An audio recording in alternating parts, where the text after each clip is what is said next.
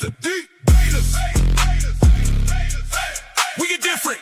Mark, Nick, and Cody. Let's go. John in the corner, all gas. Mark got a stat and a laugh. Nick break it down real clean. Cody come through with the heat. Hot takes on the table. Every week we label the champ. Crowd lean in when it gets loud. Hands up, you know we amp. Talk that talk. Bring that flame. Four big voices. Say the name. Master D-BATERS. We get different. Master D-BATERS. We stay lit. John, Mark, Nick, Cody. Run that room. Join the debate. Feel that boom.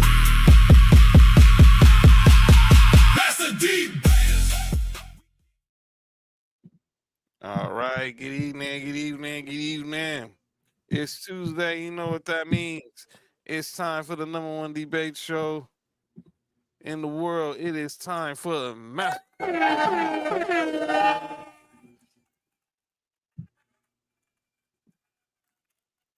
What's up, everybody? As you guys can tell, John's geeked. John's geeked for tonight. Like it's his. It was my time last week. Mark's time in the first debate. This is John and Nick's time this week. But if you can tell, man, John over here is just geeked with his Broncos pride. And I have to say it one more time, and I promise I'll bury it. Broncos country, let's ride. I promise I'll bury it. It's dead. It's gone. But I had to say it one more time. Look, I tried burying it a long time ago, and I still can't avoid. I still can't shake them demons of the Russell Wilson era. I mean, but now it's gone, and we're in the Bo Nix era. We're gonna talk some NFC, AFC West tonight. Tonight we're gonna have a lot to talk about. But yeah, I'm John. That's Cody. Mark and Nick Freeze will be here shortly. But tonight we're going to the Wild Wild West. We're gonna talk closing out our two-a-days for the month. We will talk AFC and NFC West, and now we're gonna talk about the ball carriers. We're gonna talk about the guys who are the security blankets for their team, for the QBs. So we're gonna talk about that. We got some other NFL news to talk about. We'll recap week 2 of the preseason. Was there some things that stood out? Rivalry jerseys came out today, man. I saw. I need a Titans fan. Is there any Titans fans in the comments? I need to know. Do you guys really think we copied you first? Like, I really want to know that. Go do your homework, please. Go do your homework. I tell people. That was our blue first. Thanks. And it just so happens that you guys changed y'all's jerseys this year, the same time that everybody knew that we were coming out with these jerseys, and now they look exactly the same. Or that's what they think. Mm-hmm. Yeah, so right now, actually on my TV, speaking of drafts, I have the ESPN is doing the fantasy football marathon right now, and they're doing their fantasy football draft right now on ESPN with some of their talents. Obviously, Field Yates, Schefter, Fortenbaugh, the fantasy focus crew, Kiana Martin from SportsCenter, she's on there, and they're doing their draft. They do this every year they conclude their fantasy football marathon to get people to sign up for ESPN for fantasy football. Yeah. Can't wait. As we're having the Sports U Football League, and Cody's going to join for the first time this year. We'll let you know how that draft. We're going to have that draft this weekend. We'll be talking about it next week. And that's my fault, everybody. It was supposed to be on the show, but I had to have a prior engagement. I told him to do it without me. No, we can't do it without you, man. We can't do it without you. It ain't the same. But let's get to some things we can talk about tonight before we get into our main event, which is our debate, which is obviously our master debate of the night.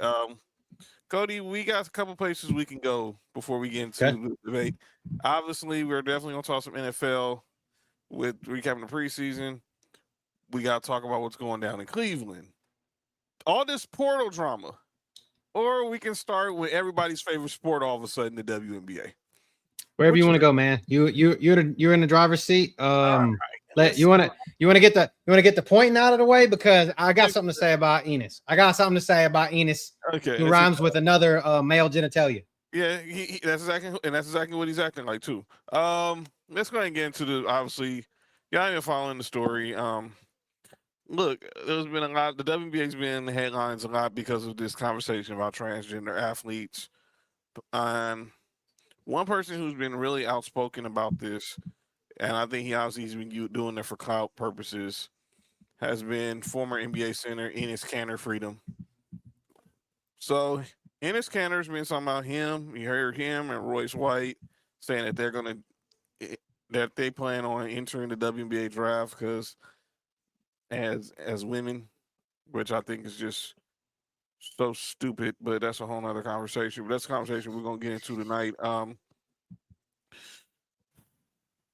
He showed up Sunday night to the fevered Chicago Sky game and sat courtside and had this shirt on that said "woman" with the definition of with the Webster's dictionary definition of a woman. During the game, someone noted one person who did not like seeing him there was Sky guard Natasha Cloud. So let's play for you the interaction that happened with Natasha Cloud and one Enes Kanter during the game Sunday night in the Windy City. 6-point basketball game. Chicago staying in it. Natasha Cloud. And right before the break, this was the scene inside Wintrust Arena. After Natasha Cloud got that bucket, she wanted her voice heard. We have talked about the conversations surrounding the W. That is Enes Kanter in the building today. And he has voiced how he felt about the situation. Natasha Cloud voicing her opinion as well. Kanter was just escorted out. 6-point basketball game. This dude, him, Royce White, have really made themselves look like the biggest jackasses in the world. My thoughts on this is this. And by the way, the owner of the Chicago Sky has banned Enes Kanter from the Wintrust Arena. And here's my thing, and I said it last night. I teased it. By the way, shout out Danhausen is on the fantasy football draft. Nudes, just hold that. Hold that thought, bud. Hold that thought. Noodle, hold that thought. Hold that thought. And you say that, and I'm watching Danhausen on my TV.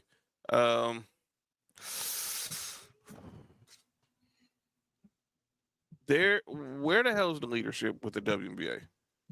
This has been going, and it's worked, and it's been real bad lately. Because all of this because Sophie Cunningham gave her honest opinion on the topic, and now everyone's offended by it. So of course they are. Of course they are. Natasha Cloud actually did respond. And I guess in a way she's responding to Enes Kanter, but it's obviously a response to the Sophie Cunningham statement. To every trans kid / person, you are part of my community and tribe. You belong, you're loved, you're seen, you're perfect as you are, and you will always be protected by me. Enes Kanter went on Fox News talking about he's identifying as a woman, all this other bull crap. It's just, to me, it's so stupid. It's sad. It's pathetic, and I'm getting sick of it. I'm really getting sick of it. Go ahead, Cody. I mean, to Noodle's point, and you guys know how I felt about this. This shit has for any of the wrestling fans, you'll know what this term means. But if you don't know what it means, I'll tell you after. This shit looks like a work. Mm-hmm. This is a work and has work written all over it. No one gave two shits. I mean, to be totally honest with you, unless you were a diehard women's basketball fan, no one gave two shits about the WNBA until recently, or at least in the national media eye. Like, we really weren't talking about it unless we were talking about Caitlin Clark doing something or Angel Reese doing something. Really, that's kind of it. What it's been around. But now it's Sophie Cunningham and the gender deal, and with the this Enes Kanter and Royce White thing. So yes, the terminology for to be eligible to play in the WNBA was very vague. So they were taking advantage of it, or so we thought, right? But it literally sounds like they're writing this to get publicity, to make this more people to talk about it, the algorithm to pick up the WNBA, to put it more out in the socials, to put it more out in the public media. Literally, we need some reason to argue about it or some reason to talk about it. So it's on our tongue all the time. So literally, this is Hulk Hogan dropping a leg drop on Macho Man and Sting as the third guy. This is the WNWO. Like literally, like I said, they spray painted the basketball, and this is literally Enes Kanter is the third guy. This cannot be written anymore. Like literally, I mean, we got a lot of WWE writers that are need something to do, so it literally sounds like some shit that they would do. I mean, this is totally like some shit Vince McMahon would have done to get a pop. Right. And so I just feel like they're taking a book out of him, and I may could be totally wrong. I could totally be wrong. Right. But literally, this literally sounds like wrestling. This literally sounds like they're trying to make this entertainment.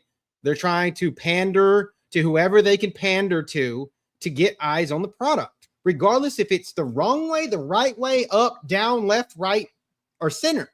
It's literally what it looks like.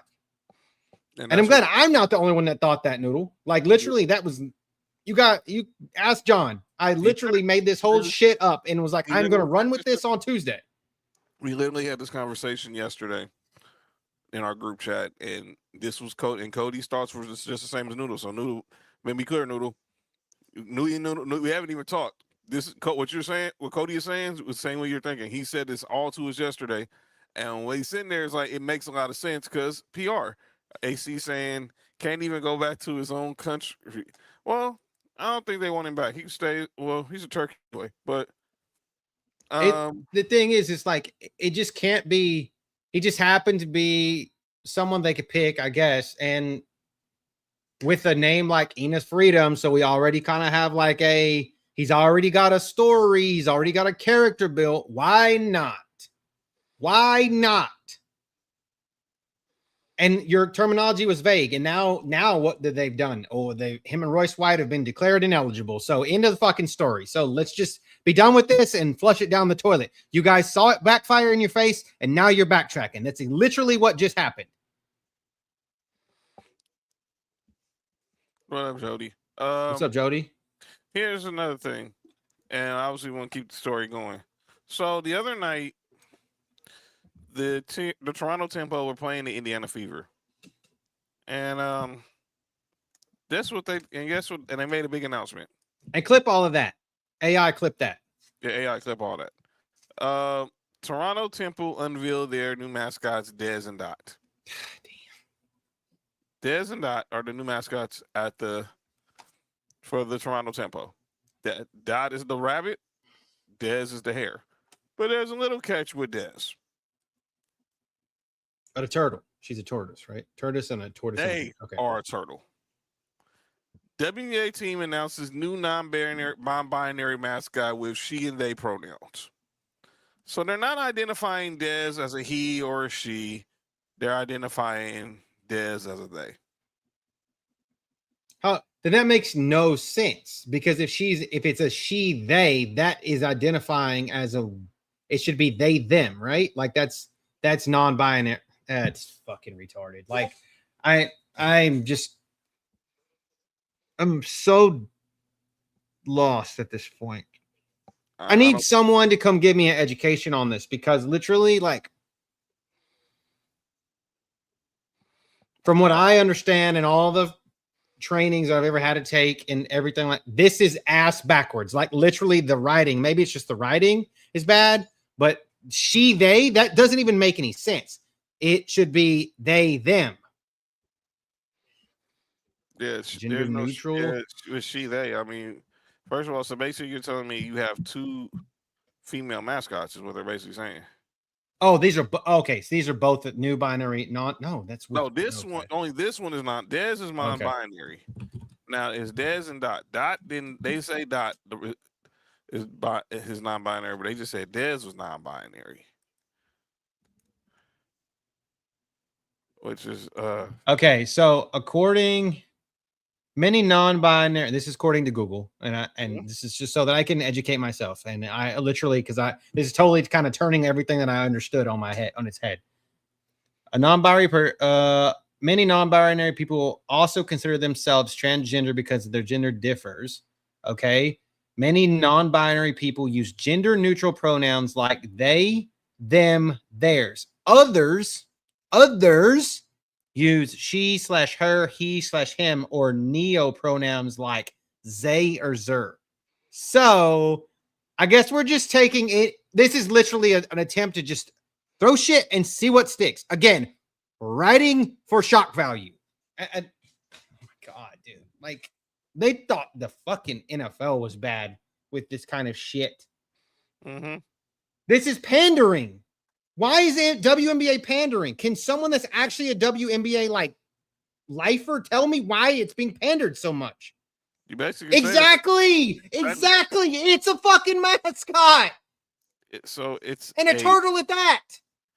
It's a it mascot. Yeah, basically that's what they're saying. AC. It's a it mascot. So he says it to save the confusion. Mo says, I hope they don't. Yeah, relax. Yo, Mo, relax. But yeah, I don't get it. I don't get it at all. I don't get it.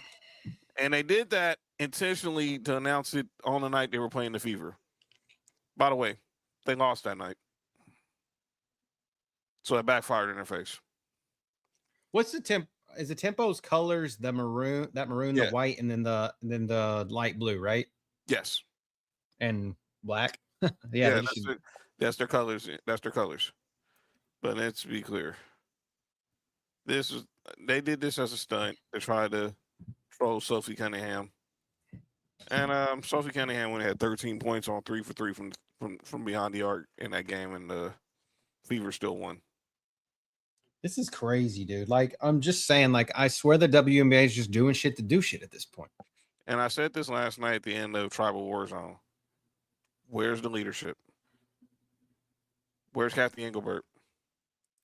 They don't want to have that. They don't want to have that conversation, dude. Where's the leadership? Because no one. How the heck did Enes Kanter even get that close to courtside? But you're gonna kick him out. He didn't.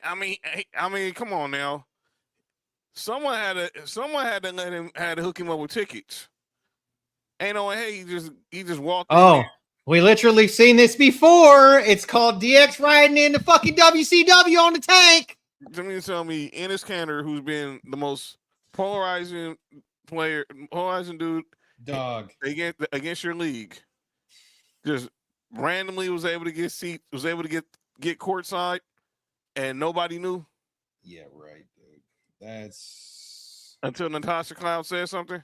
Yeah. To him, okay. And he got ejected. Okay. And then but when you go look at video before the game, he's being protected by security because he's getting in confrontations with fans outside the arena. Yeah, I can't even.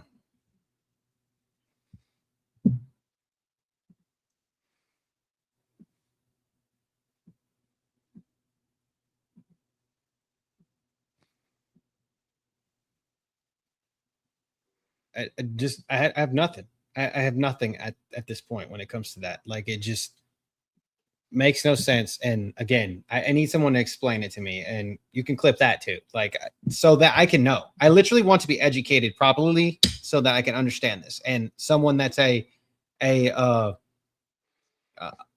on this topic, like, literally, actually, my sister knows a lot about this, and she'll be here in 2 weeks, and I'll ask her, and I'll come back. I'll report back because she's really educated on this subject. Bro, like, don't get me started on that bum. How the hell was he a top 3 pick? Well, I guess because he's tall. Yeah. He won a title though, right? No, he was. He didn't win a title. Oh, he wasn't on that Boston team. He had to requit. Yeah, then he'd already been out of the league by then, right? He might have been out of the league. Was he not on that Boston team when they won the title? I hope not. I don't think he was, but you can double check. But I think he was already out the league. Okay, I couldn't remember if he was on that Boston team or not.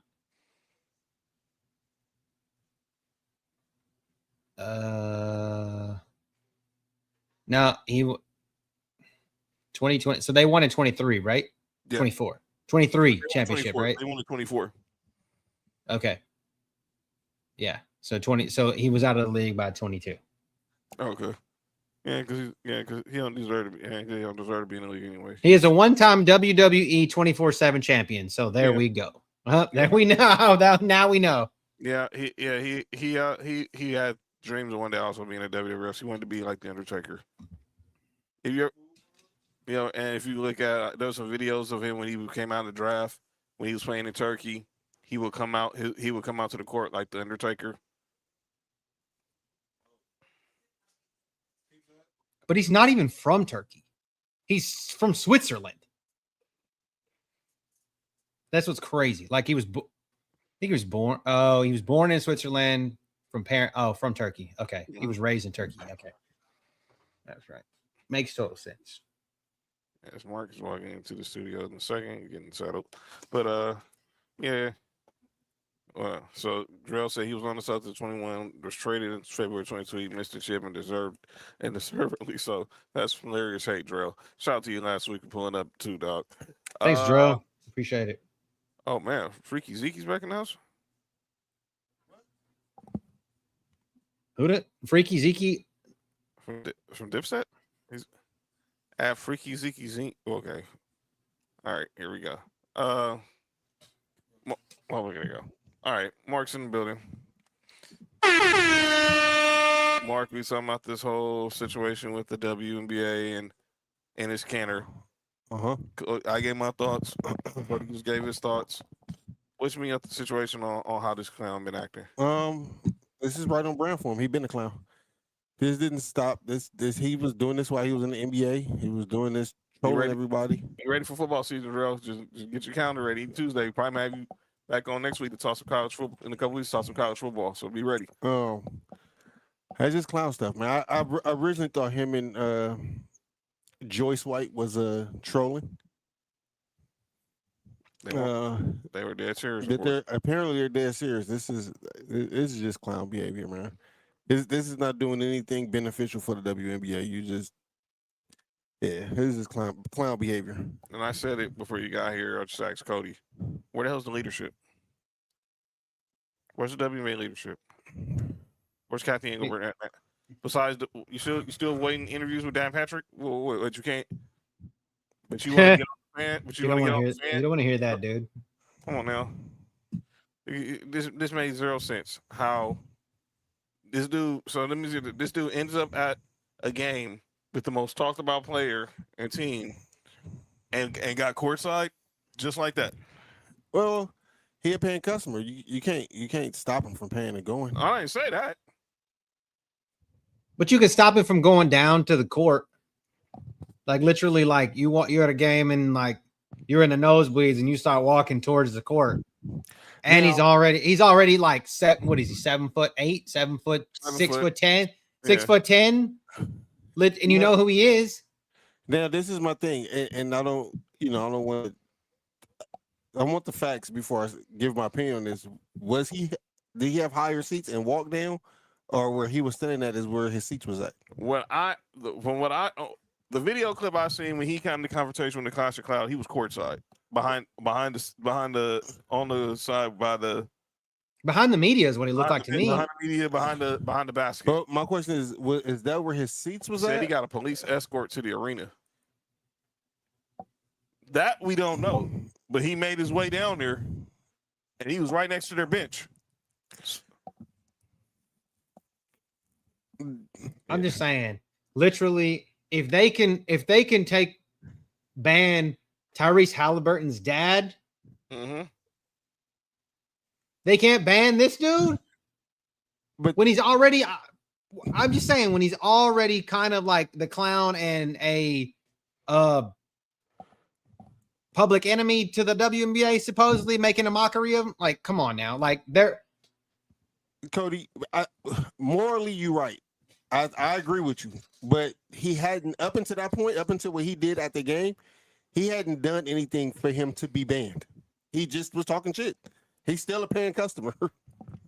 There's a bunch of people. I agree with that. He hadn't technically done anything to be banned, but it's a business. They can ban him for anything. They can ban him for looking at Kathy Engelbert's picture on the internet. You could be banned from a private establishment for anything. So he has now been banned from Wintrust Arena. But why is it just that arena? Why is not the whole any? That's funny, Zeke. That's funny. That's funny. This guy came out and did that. That's why I said, where the hell's the leadership? Yeah. The owner from the Sky came out and banned him. You haven't heard nobody else. No other teams have came out and banned him. No other. Exactly, because Kathy Engelbert's in on the shit. Yeah, I think she. Again, that's what I was asking last week or last time we talked. What was her trade? Like, what does she do? If I'm not mistaken, was she like a CEO of like Time Warner or AT&T or something? I believe she was for. Oh my God, it was Sider Time. I think it was Deloitte. She was Deloitte, which is they're a multinational professional services network. So they do all these different kinds of shit. Like they provide people to do jobs, basically, like auditing, consulting, fiduciary tax services, legal work, all kinds of shit. Like literally, when you apply for a job, I would say 8 out of 10 every application says, "Have you worked for Deloitte before?"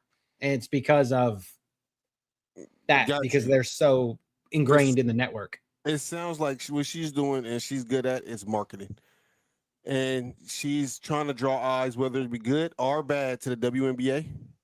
Because in business, what they say, any pub is good pub.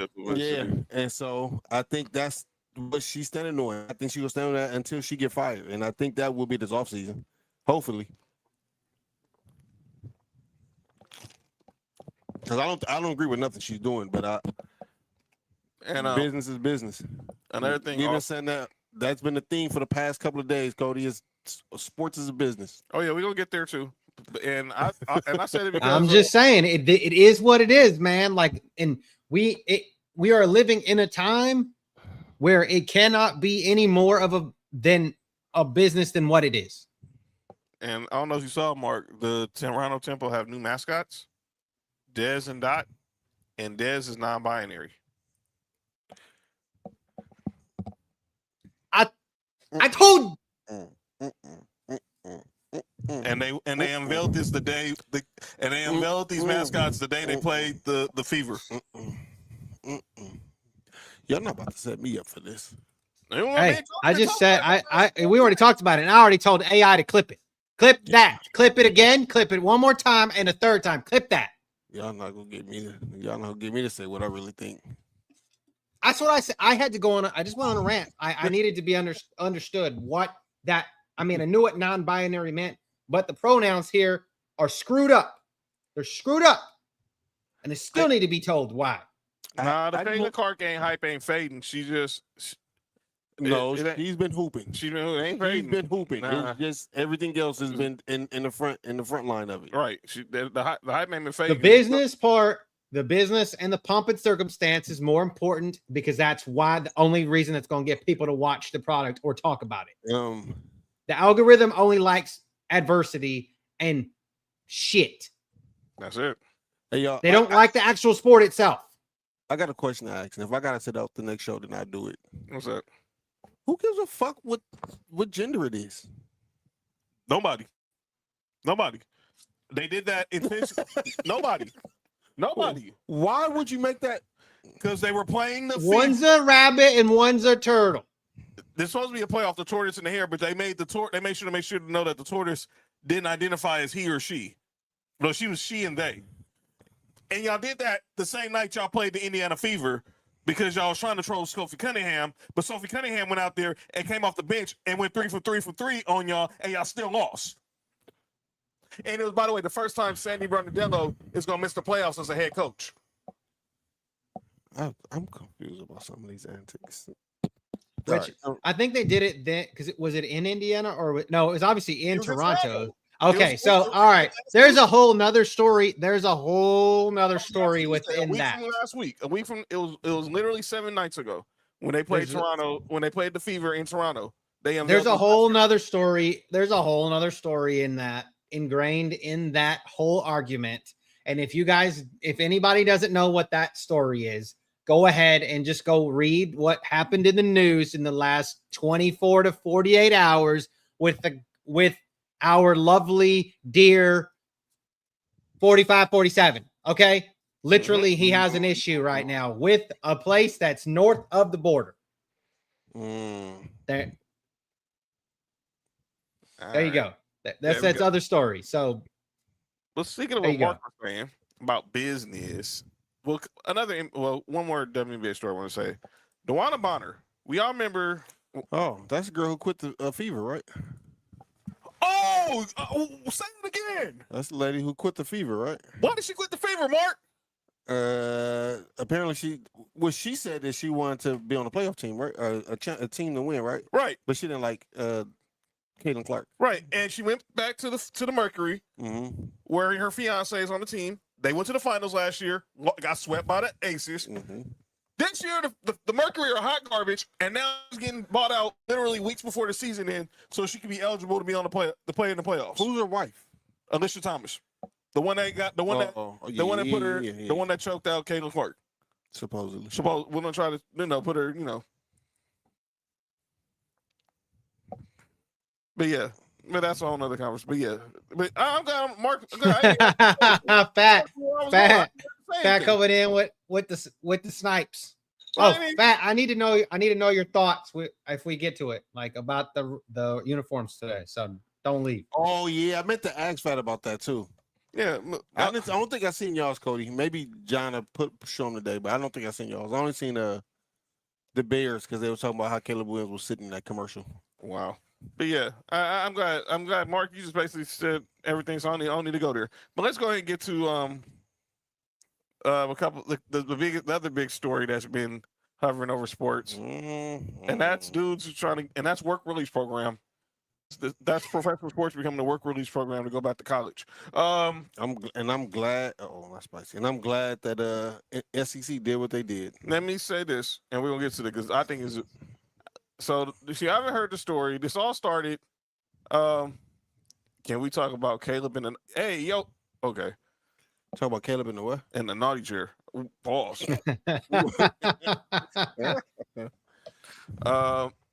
Daquan Wright. He was a tight end, undrafted free agent from the Cleveland Browns. He played at Ole Miss last year under Lane Kiffin. He got signed as an undrafted free agent by the Cleveland Browns. He was released today. Yeah, he was signed by the Eagles first, then they cut him, and then he got signed by the Browns. Yeah. Yeah, so what it was, if you missed the show on Friday, we talked about how a court ruled a temporary restraining order on certain players from the class of 2022, from the freshman class of 2022, granting them a 5th year of eligibility so they can be able to, if they got released. All right. If they get released by a team. 835. Oh, there you go. I got it right here. Yeah, no, 7. Oh, the 8. Okay. Go ahead. My bad, everybody. Yeah, so that they would get an extra. That's Nick. Getting an extra year of eligibility. Yeah, that's it. So now it was him. Xavier Harris was a defensive tackle that was on the Saints, who also played at Ole Miss last year for Lane Kiffin. Is that the one that had sex? No, that was a linebacker from Tampa Bay. He was a linebacker from the Saints. From Tampa Bay. But all these players who are getting this extra year so far, the only ones that were signed were players that played at Ole Miss last year under Lane Kiffin. That's great. Nick Freeze is entering the studio now. I mean, the judge was in Louisiana, by the way. So, all right. I know I couldn't get the shirt. That's me.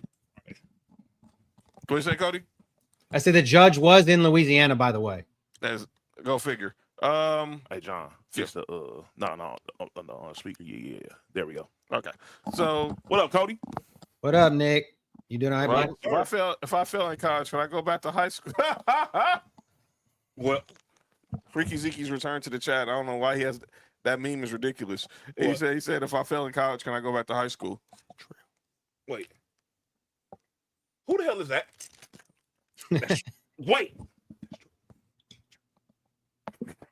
The NIL is the greatest thing that happened to NCAA players, easily exposed to the NCAA's greed, according to our boy 404. He said what? That the NIL is the greatest thing that happened to the NCAA players. I agree.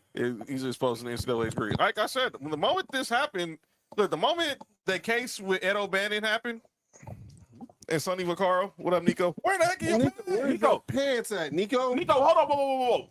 Boy, go in the room. I mean, go out there. You getting changed.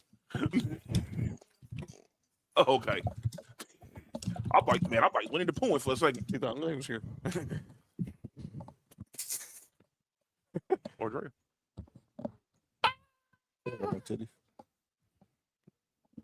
You have a point there. All right, come on, everybody. All right, okay, back to the show. That's great. Nick Freeze is here. Yes, sir. Repping one of the classics on the shirt. Know Oh, what I'm yeah, saying? you know what I'm saying? That's my favorite. That's my favorite movie for anybody ever. Oh, yeah, for sure. But let's get Never ever be a movie like this ever again. yeah, RIP Red Fox. And Fat Dad. And Richard You said wait, did you said Fat Dad is Red Fox? He looked like RP, Red Fox. He looked I, exactly like Red I finally saw a picture. I was like, yeah, for RP, sure. RP Pops, man. But Fox. Rest in peace, Pops, man. so yeah, so this story comes out, and obviously this now became a story because this kid, Daquan White, was released by the Browns, and he was gonna be, and if he didn't get claimed off waivers, he was going to go to LSU. But the courthouse and the SEC, or and the Big Ten, they all said not so fast, my friend. Oh, yeah, the Big Ten ain't fucking around with that. So the day it started this morning, about 10 o'clock Eastern, about 10 Eastern. Mm-hmm. Then the reports came out that the Big Ten was going to install this policy where if you were a professional athlete, you are not allowed to go back to college. So here's their official statement that as the policy was officially passed down. The Big Ten Conference announced today that the unanimous adoption of a conference rule to prohibit football players who have signed a professional contract or on a professional roster at any point or declared for the NFL draft as an underclassman without withdrawing, but maintaining eligibility for athletic competition at a conference institution. The conference continues to evaluate potential rules restricting professional athletes and other sports from conference competition. So this also brought up because there was a player who was on the Utah Jazz What? who was on their summer league team, and he ended up committing to BYU. Mm-hmm.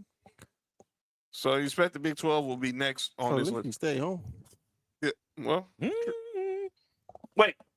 No. Go. so No. Y'all ain't about to get me with this the bullshit SEC, today. who's been pretty much the talk of this because of LSU being the ones who've been doing all this willing and dealing, they released the statement. This was in the last few hours. Following meetings with presidents, chancellors, and athletic directors of the Southeastern Conference, the SEC will enforce the following policy. An SEC institution is not permitted to have an athlete on its roster who has, number one, previously declared for the NFL, NBA, or WNBA draft and did not appropriately withdraw.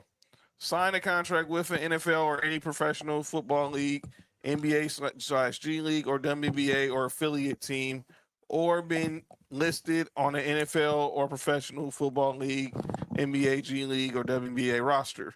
The commissioner is authorized to enforce this expectation with penalties against member institutions.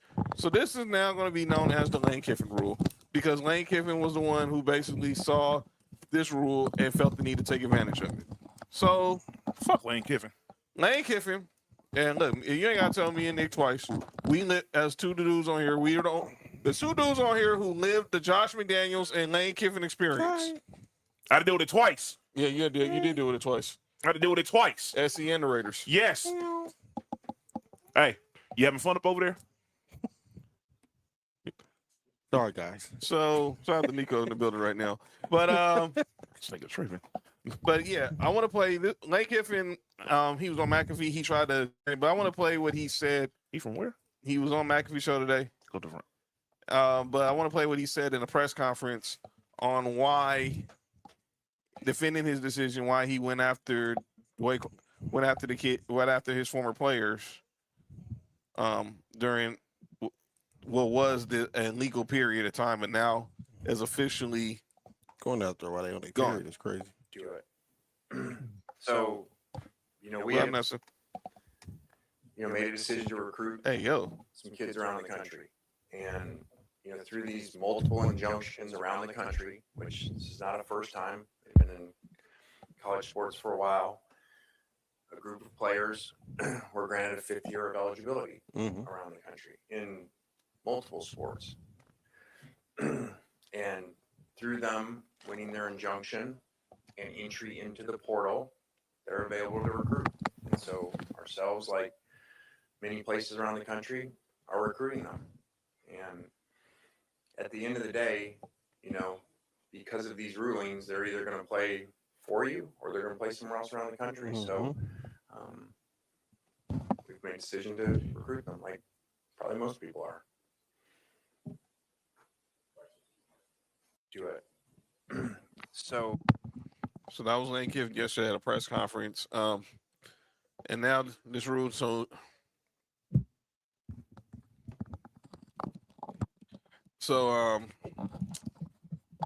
Not involved in that.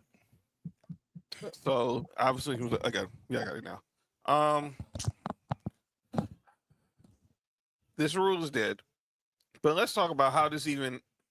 Let me say this about the Big Ten. I expect for them going. The Big Ten doing this. Yeah, they probably do believe in the morality of it. But I think they did this to get out in front of to get it done before the SEC could. Because right now it seems like the Big Ten is right now been the more.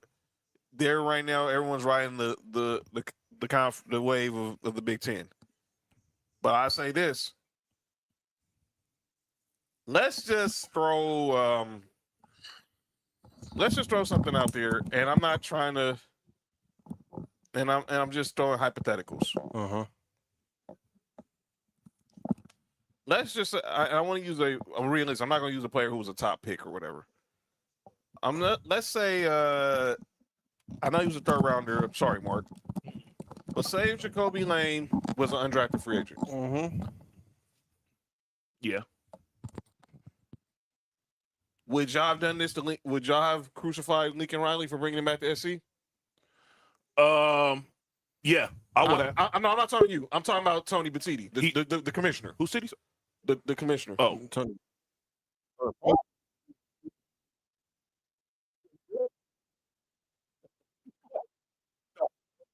wow. That was a crazy thing. But yeah, I know. Who the fuck is Tony? Never mind. I don't know Tony either. No. Why? Yes, you should have. I said this numerous times. If I can go online and type your name in, there's a professional jersey attached to your name, or I can see highlights of you playing at the next level. There's no reason why you should go back to college. Now, if you're 25 in college, never moved up, hey, more power to you. You feel what I'm saying? Out of here too. Yeah, you should get out of there too. But if they allow it, all right, cool. Nope. Hey, it is what it is. I'm not cool with it either. If you want to get up out of there, because I think it takes away too much from the. I don't even care no more. Go ahead, John. Go ahead, Mark. Go ahead, and then go to coach. Jesus Christ. I'm standing on this, man. I think that there is a time limit that these players should be in college, for multiple reasons. I'm not a fan of you becoming a professional player and then coming back and going back to college because you're in the league.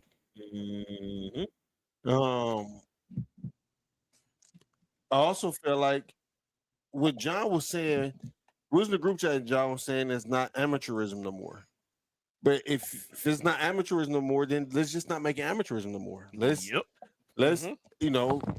draft these players out of high school. If they fail, they fail. But draft them into a high school draft. But draft them to make the college football like a minor league program. I feel like they should have been did that. They could do It that. literally- They could do it Major League Baseball. Basically, they Yeah, do in that's what Major I'm gonna League say, Baseball. dude. It's too late. But at this point, you can't Bring back NFL Europe. it can't be both ways. Pause. Hey, yo, Say, we'll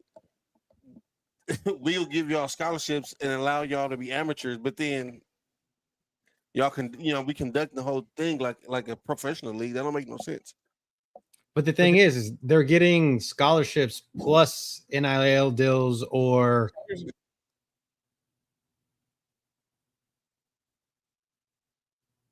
you guys totally cut out now. And now I can't hear you at all. Like it was echoing and now it's cutting out. Let me say this. Now I can hear you. Let me say this. I said it the other day. Had the NIL deal never went through, they wouldn't care. Because look, we grew up in the era where Chris Winkie won the Heisman at 28 years old. But because he went to go play minor league baseball and nobody cared about it. Facts. Joe Burrow literally was just 24 said. when he got out of the league. Let's be fair now. Brandon Wheaton, old ass. Brandon Wheaton was. That's what I said. Brandon Wheaton and Hayden Hurst both. Yep. They were both old as shit when they got drafted. Both first And Brandon Wheaton was the both first round first pick. rounders. Yeah, Both of them were Yes. first rounders. Yep. Makes zero sense. It makes zero sense. I when I was in law school, my capstone paper or my last paper I wrote was on NIL. And the way I thought NIL was going to be when I wrote that in 2015, so 11 years ago, is not how NIL has turned out. But you guys saw me, what I said in the group chat, what I said on the text. It's a business. Yep. Just go ahead and say it is. Just go ahead and let's just be done with it. And you can, and like I said, the education, oh yes, you shouldn't relegate or you shouldn't make education and sports the same in the same bucket. But that's not the bucket. Who gives a shit about the education? Because at the end of the day, these dudes aren't going to school to get an education if they think they're going to go to the NFL. I'm just saying, it's just let's just be honest. Let's just say that we're going to school to play football. And we're going to college. Going to college is the business. Football is the business. That's what's together. You have to pay to get an education and you have to pay to go to college. So they're subsidizing what they're having to pay to go to college with their football so they can use that to springboard themselves into a professional football career later on. But you can be right now, you can be in college until you're like 5 years eligibility, as long as you're getting a degree. Mm-hmm. But those degrees don't always pan out to shit. Like you could get a degree doing whatever. makes no sense. That should make no. Where the fuck did that confetti come from? That was Cody. That's Cody. That was Cody because when he because of I guess his camera, he makes certain emojis. He do certain signs. Emojis come out the sky for some reason. Wait, we'll talk about that for the show.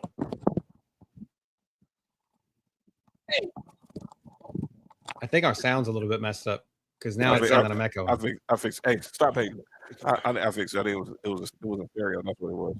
It says it says iPhone stuff. Oh, Yeah, it's Apple thing. I thought so. I heard that. Yeah, I did too. Hate. But I personally, as a college football fan, I'll just be the asshole that says I didn't have a problem with it. I would totally be the asshole that said I didn't have a problem with it because at the end of the day, all it was going to do is make college football better. So Is it? This is where we're going to be. I think so. LSU would have had it in college, in football and basketball. So Because now the kids got 5 years, and if they're making $1 million, they're going to stay in school longer anyway. So, and this kid RJ Lewis had a Exhibit 10 deal with the Celtics. What the hell is Exhibit 10 It's deal? like it's not guaranteed. B pause. It's basically it's like a training camp deal, but it's basically like a two-way deal, but lesser than a two-way deal. You signed a professional contract? Yes. Yeah. Exactly, it is a professional contract. Keep your ass in the professional You league. it gets you in the summer. It gets you in the training camp. So that's but this deal is no longer happening.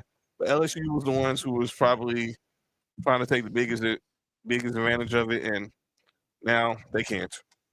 Because only Lane Kiffin would find a way to try to manipulate a rule like that. But again, like I said, the rule it happened in Louisiana. So yeah, literally, obviously, he was like, oh, "Shit, I heard about it first. Let me just be the first asshole to get to it." Don't tell me, and I'm gonna say that Kirby, if Kirby didn't have somebody that was a NASCAR that went to NASCAR, you know what I mean? Because we can't. That's what we need. We need an F1 driver or a NASCAR driver to come play at Georgia. Because that seems to be what they do all the time. But don't tell me that wouldn't happen. You know, so I'm just saying, don't tell me that if somebody could go back to college at one of these other programs, that it would happen to be. It just happened to be that nobody in the Big Ten at that moment in time happened to be in that group that was going to come back. NFL need a farm league, man. I think you can't tell me that Sonny Styles could go back to Ohio State, that Ohio State wouldn't have done that shit. Exactly. I felt the same way. No, Cody, what you saying is right. The colleges would accept it. Mm-hmm. I just think that if you have signed as a professional, whether you make it or not.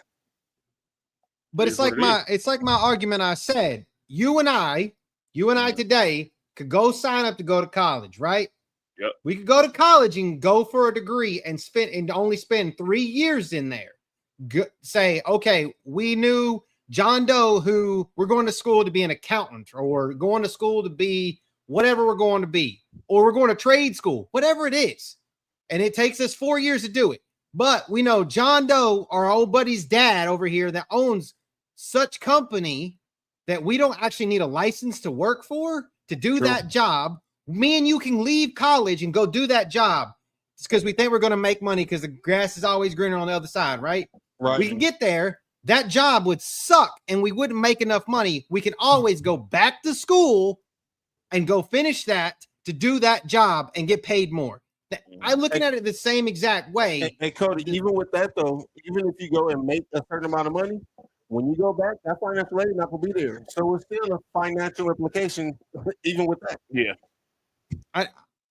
I agree. I'm just saying that you're leaving, you still have the eligibility.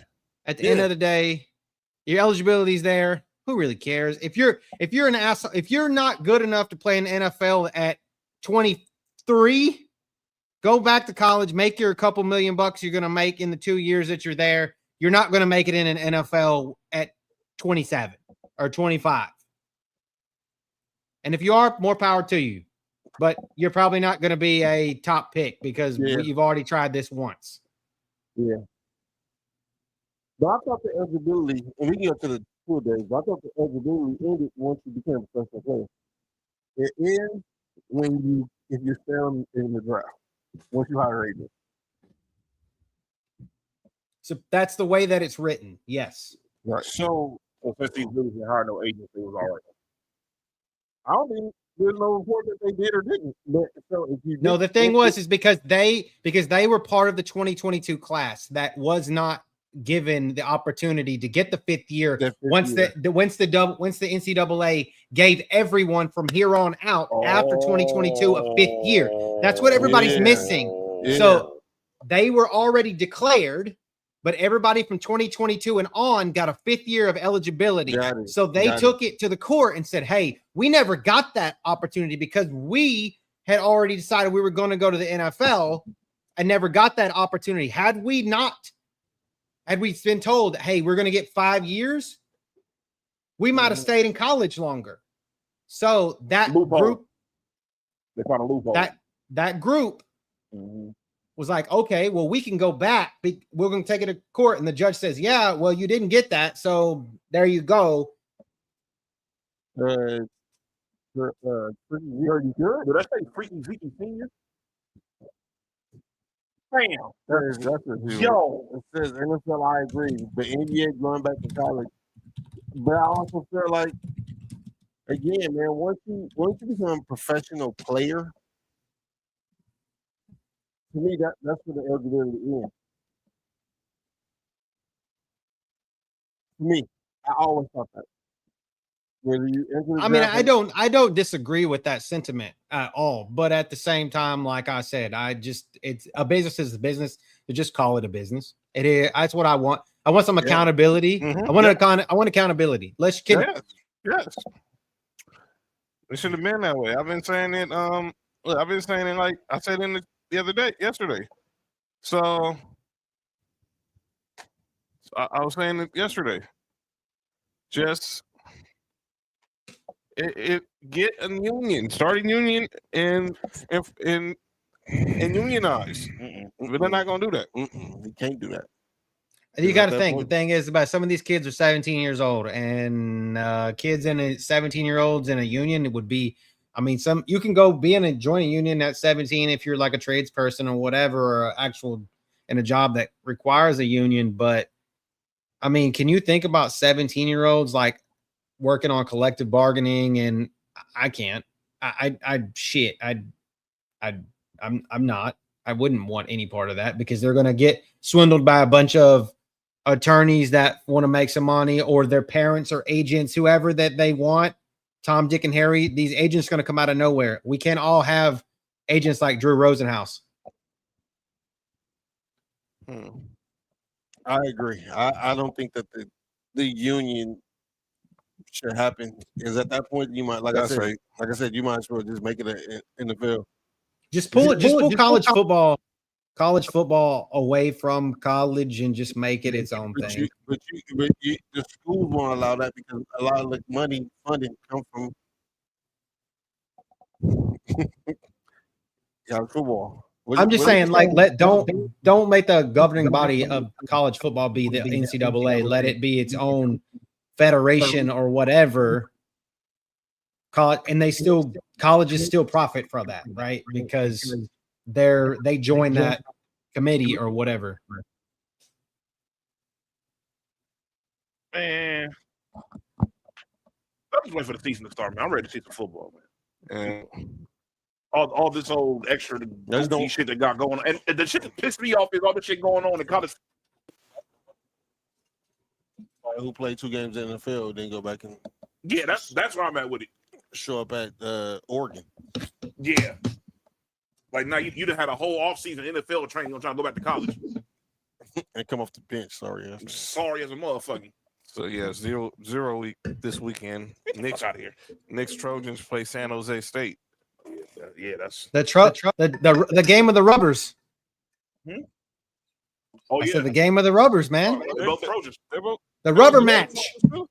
The rubber match. A rubber match. I think they're Spartans. Where the fuck they are?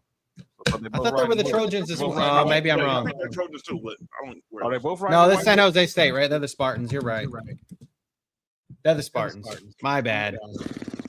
They're both riding the white horse. Ain't y'all logo a white horse? Relax. What? This part of the original was better than Whitney Houston's cover. All right, next segment. Yeah, we're not doing that. Well, rest in peace, Dolly Parton. She'll tell you. No, she won't. Not no more. Oh, that's just some of the craziest stuff today about it's about that. And what's today? Tuesday. Exactly. They put 2 and 2 together. Well, no, John. We know that. You know what? Y'all, this is already on timeout. Y'all, yes. That's a trip. I don't know what's going on. That's wild. What? You said double D dollar. She was a philanthropist. She was like she had a hell of a throat. She was like Mother Teresa to white people. Yeah, she was a philanthropist. So she's very giving. She can get some it. All right. Let's get to the NFL real quick before we get to the 2 a days. Dolly Parton. Are y'all all right? This topic alone, another draining. Ain't no way that's real. Another draining topic. Draining? Oh, Dolly Parton. No, the Cleveland Browns. Oh. So Deshaun Watson is named the starting QB. That's it. Oh my God. And Dang, looks crazy. look, she died on Titty Tuesday. What are the odds? A dino titty? No, Clip that. Clip that. Dolly Parton would pass Clip away that. on Titty Tuesday. Hey, Cody talking to you, John. Clip that. I'm just saying, clip that. I'm just saying, clip that. And clip you that. guys are muffled again, and I'm echoing. I don't know what's going on. Killing me. The DJ, the farting DJ booth is killing us tonight. Oh man. But yeah, Deshaun Watson was named officially.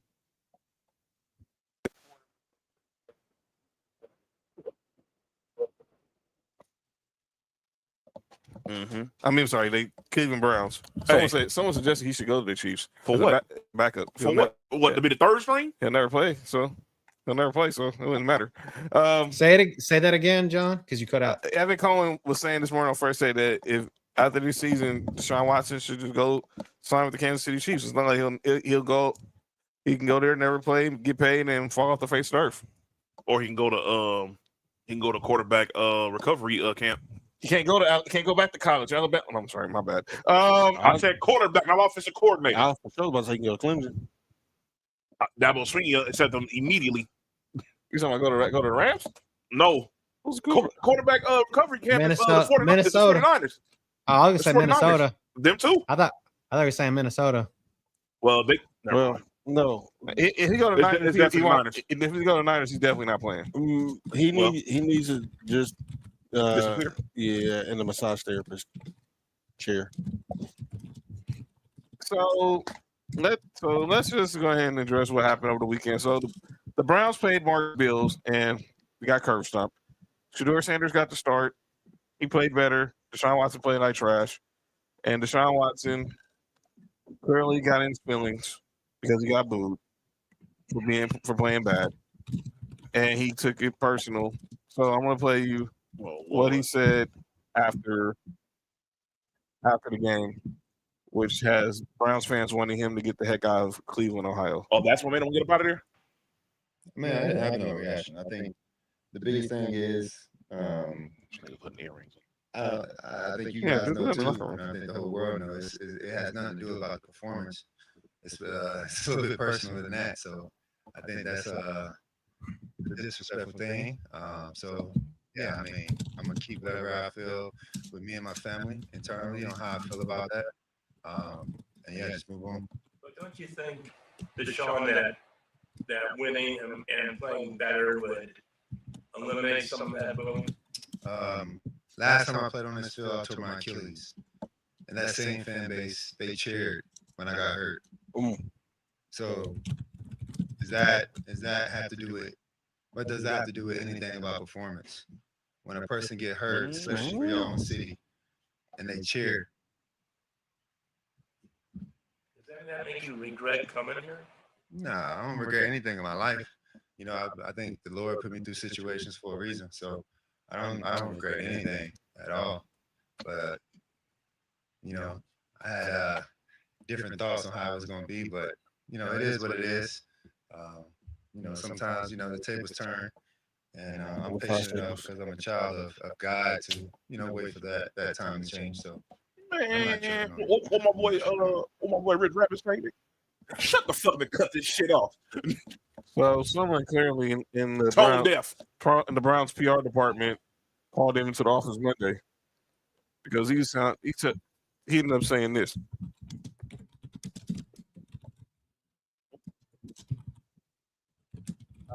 First off, we want to address the comments from Saturday after the game. I think just human nature, just myself being very emotional, putting a lot of time these last 2 years to get back and spend time in this facility in the city, meeting a lot of different people in the community. I thought I was going to get a little different response, but I think my emotions got the best of me, and my comments wasn't intended to go at any of. All right, that's enough. All right. Oh yeah, go ahead first, John. No. Uh-oh. Let Cody go first. Shit. Because we know how Cody feels about John Cousin. No relation. Go ahead, Cody. Okay. By the way, not all Watsons think like that, by the way. I want nope. So my thing is like, you got booed. Stop being a fucking crybaby. You were a fucking crybaby here. Stop being a crybaby. Like, you got booed. So fucking what? Go out there and turn that right, shove it right in their ass. Pause. Be better or don't. It is what it is. That's a fact. It is what it is. Just do it. Like, either be better or don't. And if you're not better, and Shedeur Sanders it takes your job, you got paid $35 million to sit on your ass and do nothing. So I have no sympathy for the guy. I have no sympathy for him whatsoever. You cried to get your way here, and you did. You're gone. And now you've done nothing for the past 3 years but sit on your ass.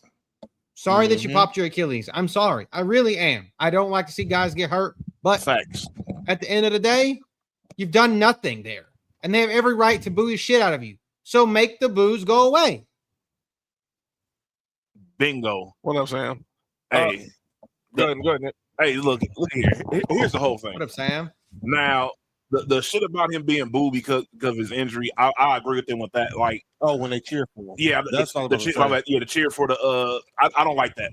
You feel what I'm saying? No matter how much I don't like when people get injured and then people cheer for it. Like, I don't. That's whack to me. That's not cool. Yeah, that's not cool at all. Like, I don't like that at all. I don't care what was going on beforehand. Like, I think that happened with somebody else. I think happened with Kevin Durant towards Achilles. Yes, in Toronto. Yes, there we go. And the crowd was like, no, we're not doing that. That's out of pocket. You feel what I'm saying? So that aspect of what he said, I 100% agree with. Congratulations again, Sam. Shout out to Sam. Congratulations again on that, Sam. Yeah, but the other shit that he was talking about though, he is completely tone deaf and delusional. Someone can't read the room at all. Like, dog, like with the Clemson. I mean, that was hate and it was unnecessary. It was funny, hilarious, but it was unnecessary. But here's the thing: the biggest thing to get over shit like that is to win. Excuse me. Is what the reporter said. If you win and you play well, everybody forget about that shit. You feel what I'm saying? That's right. I mean, look. Now, imagine if, imagine the rest of Ray Lewis' career, he didn't play at the level that he played, and he played trash. I'm like bottom tier linebacker trash for the rest of his career after that incident happened. You would never hear the end of it. Never ever. He would get booed at everything. He popped out the league in 5 years. True. Unlike Ray Rice. Bingo. You feel what I'm saying? Mm-hmm. But that situation is bullshit too. But we'll talk about that later. I don't agree with him getting what he got because that's some other shit that happened. I'll talk about that after here, so I won't sound like I support domestic violence, which I don't. But if you win, they get over a lot of shit, dog. You feel what I'm saying? If you're a good enough player, this is what I hate to bring this guy up too. If you're a good enough player, no matter what you do, they're willing to get over it. Mm-hmm. They brought that up yesterday. You feel what I'm saying? Now, I'll give you a prime example of a guy that we all don't like, that we all dislike on this, talk about on this show. If Russell Wilson or Cam Newton at that time would have took the knee instead of Kaepernick, the situation probably been different. Mm-hmm. That person they would have still been in the league. You feel what I'm saying? There's a guy that played for one Denver Broncos that had a very similar type situation, and he probably would still been in the league too. You feel what I'm saying? If you're a good player, they get over it. You feel unless you do something like outrageous, like Antonio Brown, because they didn't give a shit about it when Tebow did it when he was in college. What the kneeling? Yeah. He was. Yes, he was. His was a prayer. Yeah, but I know. His was some religious reasons. I understand that, but what I'm saying is people were still like, people didn't like it, but they were like, since they know it's for like a religious reason, they really couldn't do too much because they didn't want to step over that line. You feel what I'm saying? That's a thin line when you try to that too. But you try to go at somebody for their religious beliefs. That's a thin line you walk on when you do stuff like that. True. So I think that's the reason why that. But if you're a good enough player, dog, or at least if you play well enough, especially in his predicament, like you were before this thing happened, a top 3 quarterback in the league. Them last 2 years with the Texans were incredible. His whole tenure. That's what I'm with the saying. Texans, Like he was incredible. I had the same argument. Like, and no shit to Shedeur. And I'm not shitting. I love to shit on Shedeur. You guys know I love to, but no shit to him. One, the Browns had no choice. I don't care how good. I don't care how good he played in the preseason. They had no choice because of the money they were paying Deshaun Watson. And Deshaun Watson, albeit for all the shit that I talk about him, at one point his ceiling was top 3 quarterback in the league. Oh, top 5, sure. top 5 at least. Top 3, top 5. No, at one point, the only people better than him was probably Tom Brady, Aaron Rodgers, and Patrick Mahomes. Yeah, so at one point in the league. You feel what I'm saying? So I'm just saying that top five, and Shedeur Sanders' ceiling, like I've said before, and I'll say this one more time, is Jacoby Brissett. All right, and that's not a bad thing. I'll say this: I don't agree with they have to play him because they ain't already paid all this money. He ain't paid yet. So what's the difference? Yeah, but that's the politics behind it because it's like. Remember what I said last week? I was like, Shedeur can go out there playing like Joe Montana, and it does not matter at all. You said that, and you know something? Deshaun Watson has played all this entire preseason like he knows no matter what he do, he's still going to start week 1. And before he got hurt last year, he was playing like shit last year too. Yes, he That's was. What I'm saying. Like you don't have to. I'm not of the belief of because I paid you this money, I have to pay you.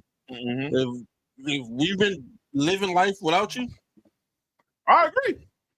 But they you know there's still that hope that maybe this what happened, John? Go ahead, John. No, keep going.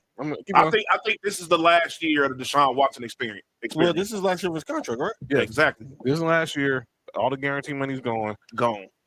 They do take an $86 million dead money hit. Oh well, but they're ready to take that than $100 million. That stadium is already building itself. That stadium is already building itself. They're building a new stadium. They're building a new stadium outside of Cleveland, I think. Like Nick was saying, 19 games in 3 years, ain't it? And little over 3,300 yards when his last season here in Houston, he's threw for 4,800 games in 3 years.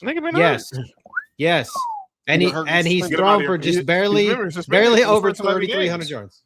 He was suspended the first 11 games. Yeah, get him out of here. I'm with Mark. So yeah, and then 4,800 yards his last season here, led the league. I don't think he makes it past week 2. Who they play? They're on the road the first 2 games of the season. Their first home game into week 3. They play Jacksonville and Tampa on the road. No, let them play at home. Hey, Cody. So you can hear them boos again. Cody, look up their first 3 games. Just real fast. Go ahead, John. Jags, Bucks, Panthers. The Jags. They play the Jags one in Jacksonville. They go to Tampa. And then they're at home. Their home opener is against the Panthers. And then they get Steelers on Thursday night football. They're going to beat them.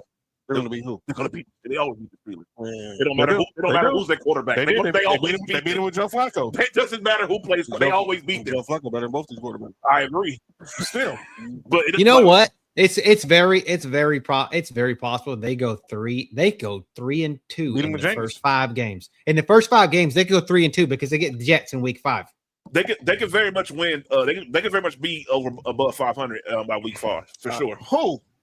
The Browns? The Browns. Yeah. What Browns? I heard some of brown nipples. I get it. Okay. They can run the ball and their defense is still solid. You feel what I'm saying? Yep. And they've upgraded weapons. The real problem is quarterback. That's it. At this point, if you're the Browns, this is what's going on. Obviously, Deshaun Watson is done for. I honestly think they're starting him this year to help with the tanking process. They have 2 first-round picks. They're gonna use those. If they don't get the first overall pick, they're going to trade to get the number 1 overall pick and get Arch Manning. Where y'all got the Jets? The Jets, to me, are better than the Jets are definitely. They are better than they're better than the Browns. They're definitely better than the Browns. What's the difference? They have better talent all the way around. They're equal at quarterback, but everything else, the Jets are better. They're not equal at quarterback either, which is terrible. That's damn. At least for right now. They both won in 3 games this year. I don't know about that. I don't know. Jets might get the 5. Man, But part of me teams are gonna be part of me thinks 5. if Deshaun Watson goes out, he is 7-1 in his career against the fucking Jaguars. He owns the Jaguars. 7-1 in his career. He was playing with the Texans though. He still beat him when he played with the Browns too. That's the bad part. He still beat him. Here's my thing, and everything y'all said was right. And I'm gonna piggyback on what Cody was saying. What the hell does it say about Shedeur? I think at this point, and you know, I'm not the one to go. I'm not gonna hold Shadeur's hand. No, I'm gonna go keep it real with him. I've said I've given him credit when he plays well, right, and I give him the criticism when he doesn't play well. When I think he does something wrong, I go ahead and say I think he does something right. I say it. I critique him no different than I do any other player. I'm not gonna just hold his hand just because his last name is Sanders and I fuck with Deion Sanders, like a lot of people be doing. Right. But in this situation, he cannot win. You want to know why? Because he's not gonna be their quarterback next year. He's in a lose-lose situation. And he's not going to be. He's not. Look, all 3 of those quarterbacks will hit the field this season. Yes. No, they won't. I think if who the third quarterback? Dylan He's not getting on the field. If the Browns stink, they're gonna. If the Browns stink, they'll bench Shedeur because they're afraid he might win them a couple of necessary games. That's the only way that they're going to put in Dylan Gabriel, because if Shedeur wins them games, they're taking him out. I don't see that. I don't see it happening either. But if that instance happens, they're going to take him out because they want one of these quarterbacks in next year's Come draft. on, guys. Come on. I'm gonna read you their schedule. I just gave you their first 5 games. Okay, 6 weeks. The 6th one is the Ravens. That's a loss. Loss. They're in Tennessee. Loss. I think they could beat Tennessee. Loss. You think they're gonna lose? It's 50-50. I don't know. They fucking have 2. Oh my God, Quinshon Judkins is better than Tony Pollard and yes. And they can run Tajay the ball, Spears. John, and their defense is still good. Yeah, and can get to Cam Ward. Cam Ward's offensive line is ass cheeks except for Skaron. Hey, look, you got Jared Verse said a weak offensive line. Yeah. Watch this. I still think it's a loss. I don't think it's a loss. It's a loss. I'm with John. I'm 50-50. I'm still picking Tennessee to win, but I think it's 50-50 game. I'm with John. Oh but I think it's losses before in them first 5 games I'm talking about. Jesus, I don't know, man. I feel like Cleveland is absolutely. There's one team in the league that's worse than them. Is that 2 of them? The Dolphins. There's 3 of them. Who? They're worse than them, and I think Arizona's worse than them. Arizona's worse than them too. Trash. Arizona too. Arizona's trash. Who else? That's it, really. Like that's the bottom of the barrel right there. But I'm gonna say this for Shedeur. Yeah, everything y'all said is right. He's not in a win-win situation. He never was. He never was. What the hell were you doing in the offseason? Because you look like the same dude. Oh no! You know what? Uh-oh. He looked the same dude he was 2 years ago. hold up. We're also forgetting that they have a 4th quarterback in their room too. Taylor Green from Arkansas. That's right. They drafted Taylor Green, Sam's boy from Arkansas this year. Hey, John, funny as fuck. Man. Oh, wait a minute. John's hilarious. We told y'all who he was. So what the heck were Browns fans thinking? But look, John, I agree though. What were you doing in the offseason where everything looks like you just skating by doing the same? It don't look like it doesn't look like you took any progressions in your right game. with that Bo Nix against the Packers. The Packers? The Packers. Oh. Relax. Oh.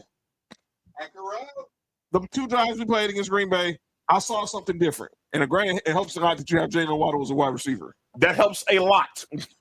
Sorry, Mark. That helps a lot. Sorry, Mark. But when I look at Shedeur, he made some decent throws. But it's the same stuff that I saw from Colorado and the same stuff Nick was telling y'all he saw last year. Mm-hmm. We didn't see I didn't see no elevation. I didn't see it. I didn't see it. I didn't see it. I've seen him make his progressions better. Have I seen like a big jump in my opinion for what I've seen? No, but I've seen some type of progression. There is progression there. Sure. The problem is Cody is right on brand with he is the 3%. He's who he is. Yeah. He's not That's who his I think ceiling. But And you guys want, and if anybody wants me to not be racially charged, I'll find another quarterback for him. We said Colt McCoy. Don't. He's better. No. Don't do Colt McCoy. Come on, dude. it's Colt if McCoy's it's had a all good Colt backup career. No, but you mentioned Colt McCoy. Colt McCoy. He's better, but Colt McCoy is better than Shador. Colt McCoy is worse than Jacoby Brissett. So that if you saying Colt McCoy, that's terrible. I don't know. I think that like Mark was saying, Cody, he definitely has a ceiling, and the best thing he can do is play the best within your skill set. You feel what I'm saying? Because playing the best within your skill set, you can fuck around and get into a situation where you're on a good team and you just don't have to make bad decisions. You feel what I'm saying? That's literally all you have to do is don't make bad decisions. Just don't make bad decisions. You don't. Sometimes that's all you need to be as a quarterback is not make bad decisions. Right. You know, for the longest, that's what helped. And I hate bringing this dude up too. Jimmy Jacoby Garoppolo. Brissett is just Colt McCoy with twice as many games, and it's literally their stats are Colt his. McCoy You is just crazy. take Jacoby Brissett and half his stats. It's literally what Colt McCoy did. Colt McCoy is crazy. The numbers might be there, but dog, my eye test saying that is crazy. Because man, hey, look, Colt McCoy ain't been the same since Marcel Dares destroyed his shoulder. I'm just saying, I'm just saying. I just said like that was yeah. a career. But okay, we can just Chase Daniel or something like a great career backup, dude. I think he can get more reps. Here's the thing. I think that he's I think his ceiling could be Brad Johnson. yeah, you go to the right You go to situation. the right situation, and you can be a productive quarterback. But Oh, what about Geno? Could it be Geno Smith? You think it could be Geno Smith? He's better than Gino. He's better than Gino. If Tyrod Taylor was able to get a chance and was actually able to go be on a team that went to the playoffs, then Shador could do the same thing. Tyrod Taylor's been around for 14 years, guys. That's crazy. Yeah, and he was sorry for 12 of them. I just saw him. He's Jordan Love's backup now. Yep. My bad. He's sorry for all 14 of them. My bad. All right, let's go ahead and get to. Is he worse than Nathan Peterman? No, Nobody's worse than. Well, Shit. okay. no, Shit. no, it's not. Shit. No, it's not. Cody. No, it's not. We're about to get to the debate, but real quick. No, it's not. Who's worse, Nathan Peterman or Andrew Walter? Nathan Peterman's pretty bad. Andrew Walter is terrible. Dog. I forgot about that dude. To be honest Exactly. with you. Did you see Nathan That's Peterman? Nathan Peterman had a way longer career. I don't know how long, but he shouldn't play that long. You see that one game? You see that game he started? Andrew Walter was so bad, they didn't even want him as a backup. He was gone by year 3. You see that game he started? Well, he was against the Chargers. And that was definitely, I don't know what the fuck they was thinking. That nigga threw like 3 interceptions within like 2 minutes. Actually, but in 2 years, Andrew Walter has more career passing yards than Nathan Peterman does. Because he started more games.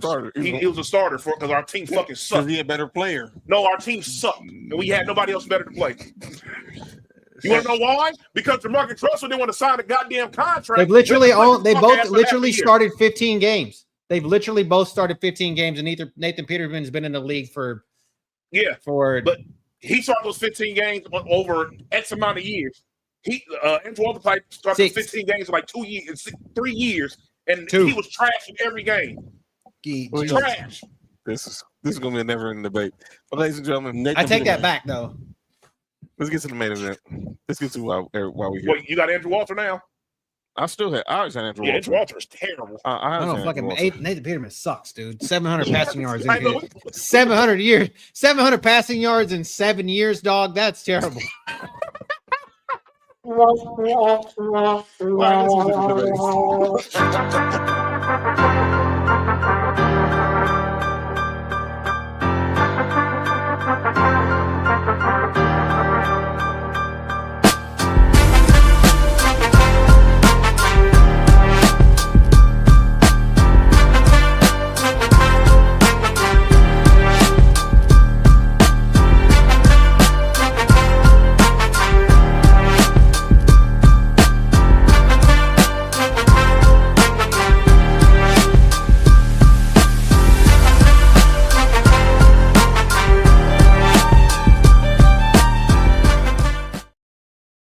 All right, y'all. It's time for the main event. It's time for the Master D-BATE. Our two-a-days for this season as we get ready for football. College football starting this weekend. NFL in 2 weeks. We close out our two-a-days with the best in the West. It's the AFC West, the NFC West, and tonight we are going to talk running backs. We are talk who are the best in the depth chart of these running backs, and let's get to it. Cody, take it away. Let's start off with the NFC. So obviously, I took this in the top three according to the depth charts as we sit right now. I looked at this today, and there are so many injuries at the running back position in the West. Yeah. As we're looking at the Seattle Seahawks, Jadarian Price, they're holding him out for the rest of the preseason. Stud coming out of Notre Dame, which shout out to Fat. Literally, you guys are drafting in fantasy draft. That is the guy. That's the guy right there. George Halani's backing him up, and Sharb's coming off of that knee injury. Probably won't be back till November sometimes. But after that, it's kind of abysmal. So I didn't even put anybody after that. Then, of course, San Francisco, we got our man CMC with his mysterious phantom soreness that we thought was going to turn into 2 years ago. And then James Jordan and Kalen Black, both of them we'll get to see in the final preseason game. I feel like the Rams room is probably the most solidified here because we know that group. We've seen that group for about 3 years now, which crazy to me. Shout out to Todd Gurley. I was always one that said that we would never see the Rams have another back-to-back 1,000-yard rusher because Sean McVay never did that after Todd Gurley. But we've seen it with Kyron Williams. Blake Corum is nipping at his heels, but don't fall into the Blake Corum's going to take over Kyron Williams' job. Funk. No, Blake Corum went to Michigan. He was in Michigan. Yeah, he went to Michigan. He went to Notre Dame. Yeah, he went to Notre Dame. And then finally in the NFC West, we have Jeremiah Love, Tyler Algier, and one Jimmy Connor. Can we stop bringing up the Notre Dame players? Let me say this. If Arizona had a quarterback, they're running – obviously, their running back – depth chart would be very threatening if people feared Jacoby Brissett as a quarterback. But you can't. And James Conner is not. They said LaFleur said that he's not up to. He not that he can't play, but he's not up to performance right now. So he can't perform at the moment. If that makes he's getting traded. Hey, that's what I hear. He's getting traded. I think he might go. I think he might go right across the way over there. Oh, over to Vegas. Yeah, because if they had a quarterback, and this running back, these three running backs will get a lot of yardage coming out of the backfield. But you can't. If they had Jalen Hurts, they quarterback. Oh man. Sorry. But you can't go to a game with Jacoby Brissett and Gardner Minshew as your top two quarterbacks. I'm sorry, man. Just go ahead and just rip the Band-Aid off and let old Carson Beck start. Hell no. Just be done with it. Why not? Just be done with Sid the Sloth. Aren't you boy? Who boy? That's still your boy? No, it's not. He ain't my boy. Yeah, he's my boy. Boy, go start, boy. That's what he is. That's my boy. So that's my boy. He's Andy Sandberg. I'm like, who's the best? Hey, chill out, fam. Yo, it's crazy that we got three starting running backs here from Notre Dame. So shout out to Fat. I'll give it to you, buddy. Your Notre Dame Leprechauns and the running backs are producing right now. So Algier leaves Atlanta thinking he's going to be the number one back, and we're going to take Jeremiah Love. Sorry, buddy. That was dumb. If y'all was going to draft him the whole time, why the fuck did you find him? That's stupid as hell. He might actually get to start week one though if Love isn't. He's going to start regardless, and they're going to be running 50-50. It doesn't matter who's the starter. Yeah, I mean he's like, I took all these carries behind Bijan, which they drafted kind of similar. They drafted him the year before, then drafted Bijan the next year. Yeah. Yeah. after he had a pretty good rookie season too. So I like obviously the Rams. I think have the best depth chart. Man, if Arizona, I would put if Arizona didn't have their, and I think I'm looking at it based off the team and who's behind center at quarterback. Don't do it like that. You got to do it based off of the talent in that. Because me personally, if James Conner is healthy, It's James. It's Jordan James. My bad. I see that backwards. I just realized. Okay, I know. Okay, but he's the best number 3 running back out of all these guys. Mm-hmm. I'll take him over Ronnie Rivers, Kalen Black. Charbonnet's obviously would have been a toss-up, but he's coming off the ACL. So, but you think about it, obviously, I like Jeremiah Love, but we got to see how he does now against NFL defensive lines. Kyron Williams and Christian McCaffrey are pretty much the standard bearer for this. For this division, running back wise. The Jordan James kid is the one. He played at Oregon, right? Didn't he play at Oregon? Yeah. Like 1,200 yards or something like that. Yeah. So him and McCaffrey, we don't know what's going on. Well, what's going on with McCaffrey right now? Obviously, contract. But we know the substation's what was going on over there, man. That's funny. What'd you say, Cody? The substation. The substation is what's going on over there, dude. And then what? Black was the running back for Oregon. I mean, not Oregon, Indiana last year too, right? Yeah. Mm-hmm. By the way, McVay said about this whole college football thing. It felt like he was taking a gummy. We know what McVay does in his spare time, though. Yeah, that's why I got the shades on. Taking a gummy? Relax. In the spare time? He's taking it for a game. He called Puka Pookie. By the way, did you hear what Puka said the other day on that podcast about burgers? What did he say? He said he eats McDonald's every day. He said McDonald's is better than In-N-Out. Go ahead. That sounds like a dude from Utah that will say some dumb stuff like that. And I'm relax, Mark. No. I know how you feel about it now. You need to relax, fam. But yeah, Nicholas, there's only one burger joint. What a burger is that trash. Should matter. Come on, no fucking way. You are great. What a burger is extra, whatever. Like I had it in the airport when I left Texas. It's not all that, Cody. I'm sorry. It is the best. It is the best. Nah, maybe out there. Yeah. In-N-Out is garb. I hate that shit. I agree, Cody. If you agree, then you won't think Whataburger is fucking terrible. I think In-N-Out is the most overhyped shit. It's good when you're drunk as hell. I'll tell you that. In-N-Out is just a very consistent burger. Consistently trash.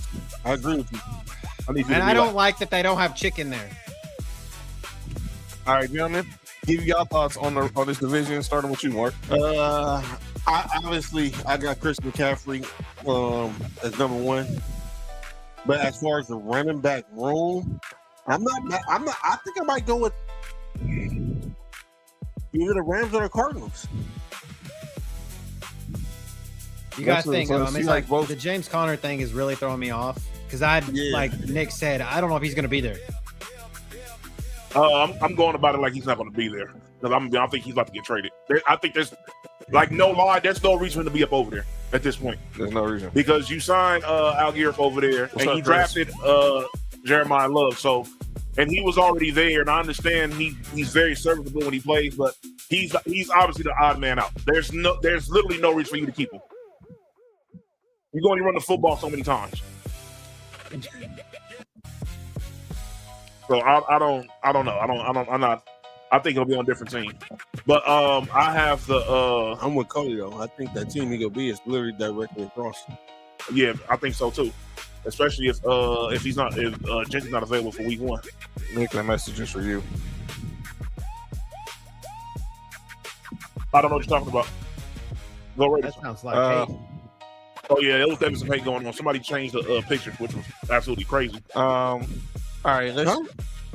I think that's to Nick. That's towards Nick. Ain't towards me. Yep.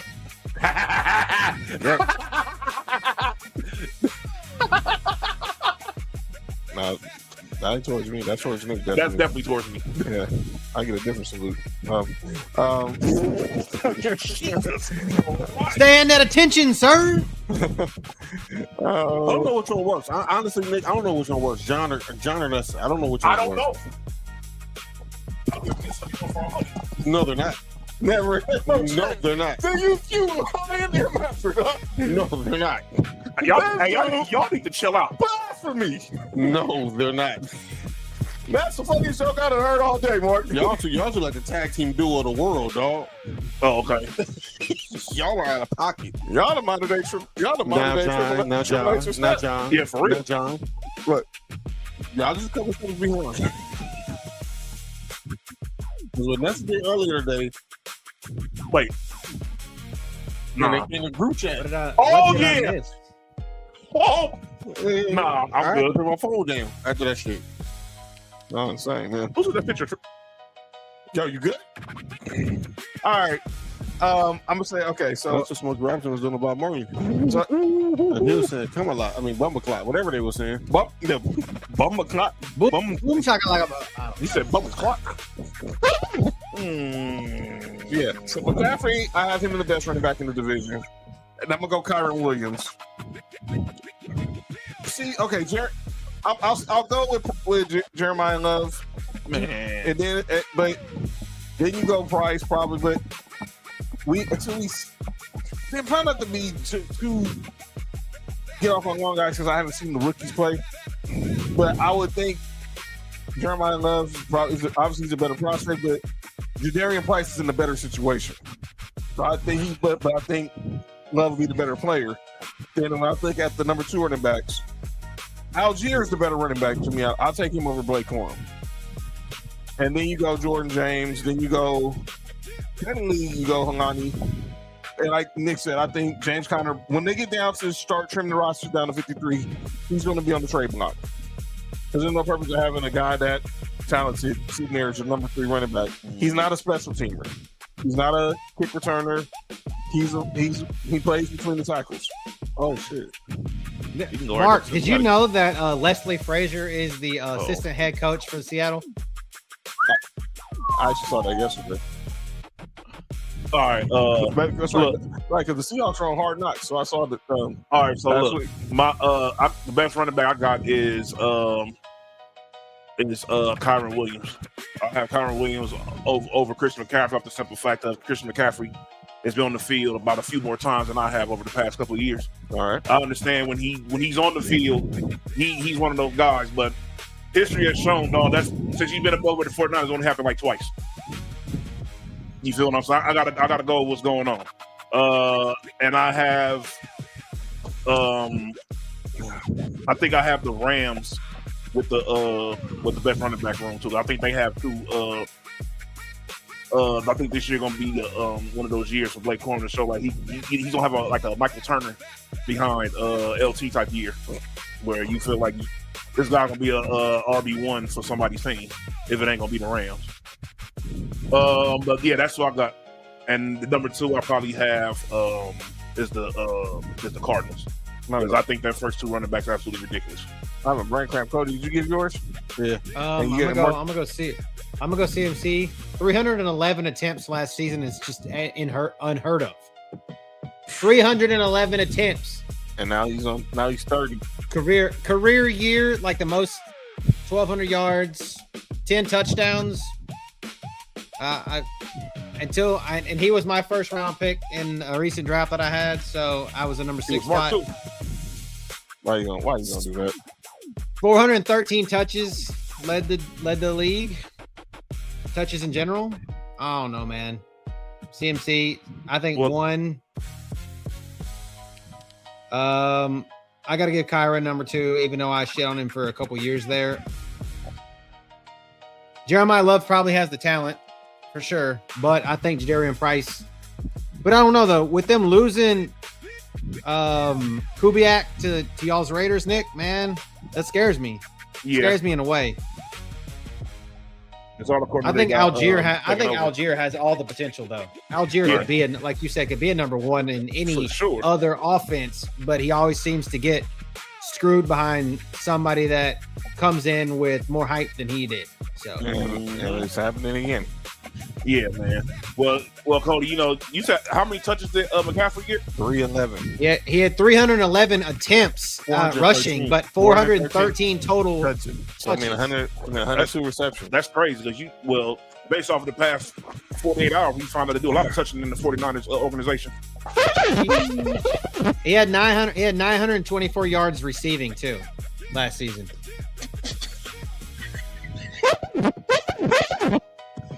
They touch, they receive, and They turn tight ends wide receivers and trailer parks. Turn a fullback to a halfback, then turn into a quarterback. What the hell are you doing? What the hell are you doing in a trailer park? But that's another conversation. $140 prostitute. I'll say it. Getting what? Plunged? Did you say getting plugged? It was a sting. It was a sting. He got caught up. He did get caught up in a Wait, Sting was there? Not that Sting. Which one? Not the police. It was a sting. They were like, it was like the police. It was like the catcher. It was like the catch a predator type shit. They say he pulled over. He did a baseball bat? Near a trailer park, and that's why he got caught up in the sting. What was the could have been weapon? His cell phone. I know it could have been weapon because it was a trafficking investigation. I don't know what could have been weapon was. So it could have been. It could have been. It could have been anything. It could have been a flashlight. It could have been. I mean, I'll say it. It could have been a. They said it was his phone though. It was a Rose. I said it could have been a one vibrator. I don't know. Clip that. It could have been a bike pump. Not a bike. Let's go to the AFC West. Jesus Christ! So obviously, you got me and Nick here, so we got where our biases lie. Yeah. But let's look at the AFC West. Obviously, I'm gonna start with my squad because we won the damn division. I know that we're not. I know the Chiefs are at the top, but obviously, J.K. Dobbins hopefully stays healthy this year. R.J. Harvey had a solid rookie year. We drafted Jonah Coleman in the 4th round. He's gonna be someone I think people need to really keep an eye on this season. Obviously, Nick Raiders, Ashton Jeanty. I expect a bounce back. You expect a bounce back season. Now it was just an ankle injury. Some people thought it was a knee injury, but it was just an ankle injury. They get a steal in the 4th round with Mike Washington Jr. out of Arkansas. Yeah. Then you got Dylan Love, who was their 3rd running back. And then let's look at the Chargers. Omarion Hampton. Obviously, I actually wanted the Broncos to draft him last year, but I thought y'all going to draft him. Yeah. Damn it. Damn Chargers. And then Keaton Mitchell in there. And then Kamani Vidal. And now they got Mike McDaniel over there. So let's see where that he's goes. Mike McDaniel's gonna Mike McDaniel and use all them fucking guys. Yeah, pretty much. And then the Chargers. I mean, and then the Chiefs. Definitely. Obviously, they signed the Super Bowl Kenneth Walker. They get Amari. They get Nick's boy Amari DiMercado, and then Emmett Johnson. I have a question for y'all. Go ahead. I'm not just saying this because he plays for the Chiefs and all, but history has shown that when these Super Bowl MVPs, they leave and go to another team. I'm not saying that's what's going to happen with him, because I think he's in a better situation than some of these other guys have been in. He's hurt right now too. He got hurt today. Yeah, that is true. But I'm just saying, like, based off of history, when these Super Bowl MVPs leave and they go get paid, history has shown that these guys have not been well on the next team they sign with. That's all I'm saying. I wish the best for him. I don't never miss wish injury upon no player. But listen to the pundit. Listen to the pundits. They'll tell you that he's going to be RB1 this year, and I'm like, Kenneth Walker. Yeah. I mean, yeah. I don't know. I don't feel like their offensive line's that good. I think that Seattle have a run scheme offense, and that helped Kenneth Walker a lot. We'll see how good he is. Yeah, because guess what? They don't run that same scheme because for the people that know football, obviously, I mean, they got Bieniemy back, so that's why everybody thinks that he's going to have a great year. But they don't run his own blocking. Yeah, he's not 2015 or 2016 Kareem Hunt, who is about to steal Isaiah Pacheco's job for one more time. Yeah, that's well. It was never. It shouldn't have been Isaiah Pacheco's job in the first place. He run like a toddler. Who? Isaiah Pacheco? Yeah. He running like Nico to be running around here. Except Nico run with more power. He better get his job swiped by Kareem Hunt one more time. Yep. Kareem Hunt said, I need to get my job back from over here, and he got it back. He said, I'm gonna get your job from over here too. But nah, yeah. I honestly think that John, I think y'all I think y'all have the most questionable running back room to me. Between y'all and the Chargers. I don't because there's too many question marks involved with some of the guys. Like as far as like even like with J.K. Dobbins, he played very well. But both you and the Chargers when you was up over there. But it's like, I don't know. You feel me? So it's the injuries. RJ, I don't know. It's everything is I don't know with y'all running backs. You feel what I'm saying? It could either be very good or it could be You feel what I'm saying? Yeah. Let me explain what I'm running back room.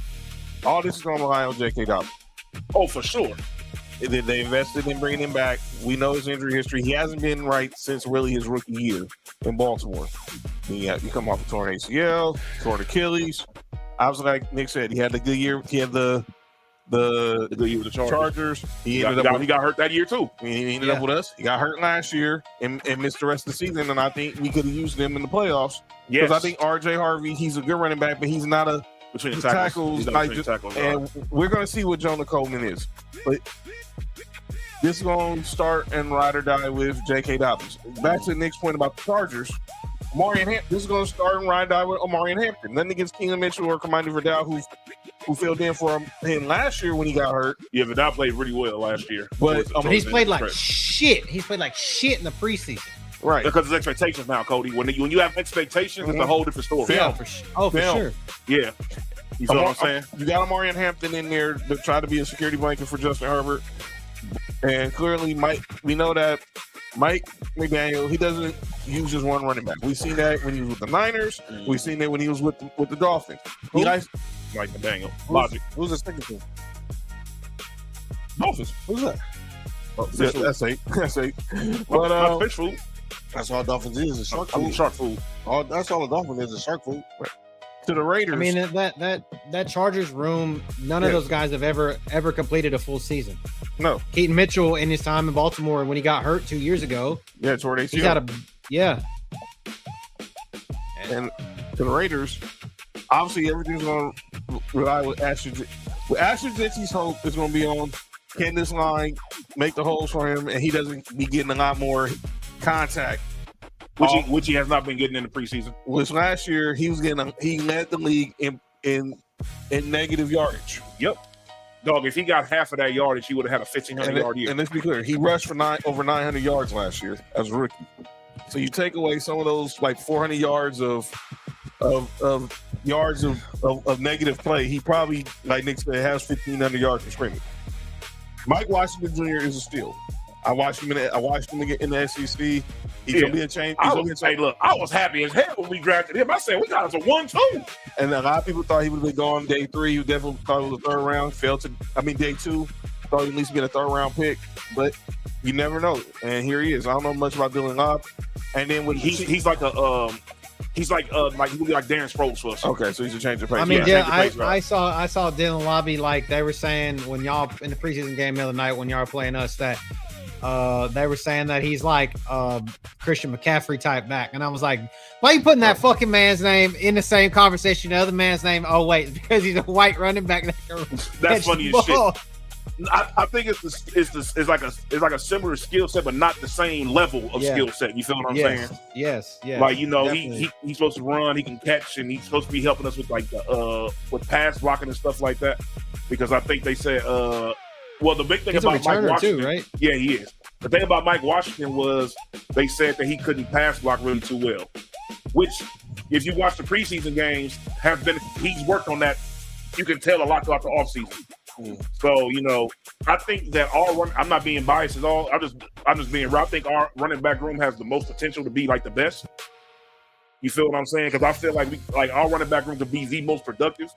Because I think there's a lot of it's the question marks with everybody else besides us. You feel what I'm saying? We know if the Raiders could block Ashton Jinty would have had a hell of a year last year.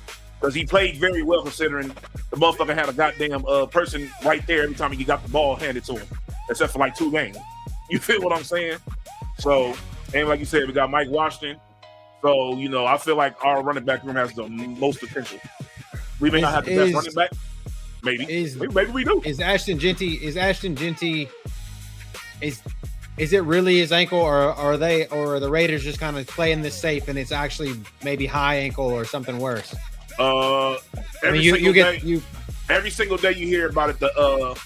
The whatever's wrong with him is at first at one point it was his knee, then it was like his calf, and it went to a high ankle, went to just a regular ankle. That's like it's gonna be like his toe next. You feel what I'm saying? No, they say he can walk. He's good. If it was his Achilles, he would have been had the surgery. He would have been done. And then with the Chiefs, obviously Mahomes is coming back, but I think all eyes on this running back. You sign Kenneth Walker, Marty DeMarcado. They need to run the ball, but they will. Yeah, they are. They need to. They need to make sure that you don't put Mahomes in danger. That's why they got Walker. If you come out there and you having him look like who he was before the ACL and the knee injury, you're putting him in a place to be unsuccessful. But I think, like, when I look at these depth charts and I hand it over to Mark, I do like the Raiders depth chart better because I like Genty and Mike Washington. I would put the Chiefs second because I was a Walker. I like Kenneth Walker over Amari and Hampton. Then I'll have the Chargers because obviously, but the Chargers and us are the coin flip for who's last because our two number ones aren't reliable injury wise, and their number one got hurt as a rookie. So, and I think it all depends. But when it's all said and done, this is going to be a black and blue conference. All these running backfields are going to be black and blue. Go ahead, Mark. I probably would take the Raiders as the best running back room in this division. And this is based on if everybody is completely healthy, right? Yes. I probably would have Broncos second. I'm not a big fan of Kenneth Walker. I know he had a good year last year. But I feel like if J.K. Dobbins can be healthy, but that's a big if. Yeah. And then RJ Harvey, I think that 1-2 combination is really good, and I think that's better than the Chiefs. Yeah. The Chargers got the worst running back on for sure. The Chargers got the worst running back on this whole West division, for sure. NFC and the AFC. And then I will have the Chiefs third. Yeah, I ain't gonna lie, John. I would have had y'all number 2 if I didn't have the question mark behind J.K. Dobbins. I'm going off based off of if everybody's healthy. Yeah, for sure. Broncos number 2. Broncos 2. But like I said, I can't trust J.K. Dobbins. Yeah, I know this. That nigga get hurt in Madden. He's had the torn ACL, got torn Achilles. He had the list rank injury last year. He got list. He got a broken foot. At least he had a he got list injury. I was say, damn, Mike. Dangerous list. All right, go, Cody.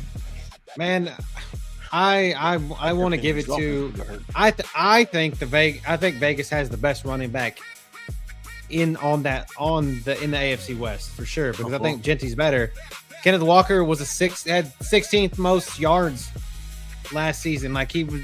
Breece Hall, Rico Dowdle, Tony Pollard, DeAndre Swift had more yards than him, and that tells me enough. He just went off during the playoffs, and they had the defense. Him and that defense went hand in hand. You know what I mean? Seattle's offensive line was very good too. And Kubiak made them. Anybody with the name Kubiak can make a running back a star, and I think the Kubiak has got him a top running back now, and he's about to make him even more of a star. He was a star coming in. He's about to live up to that potential. So I think the Raiders are number 1 here. I'm gonna give it to Kansas City just because I know what a healthy Kenneth Walker can do.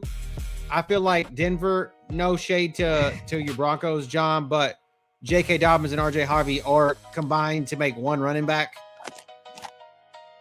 Until otherwise proven, and then Los Angeles, it's Amari and Hampton or bust.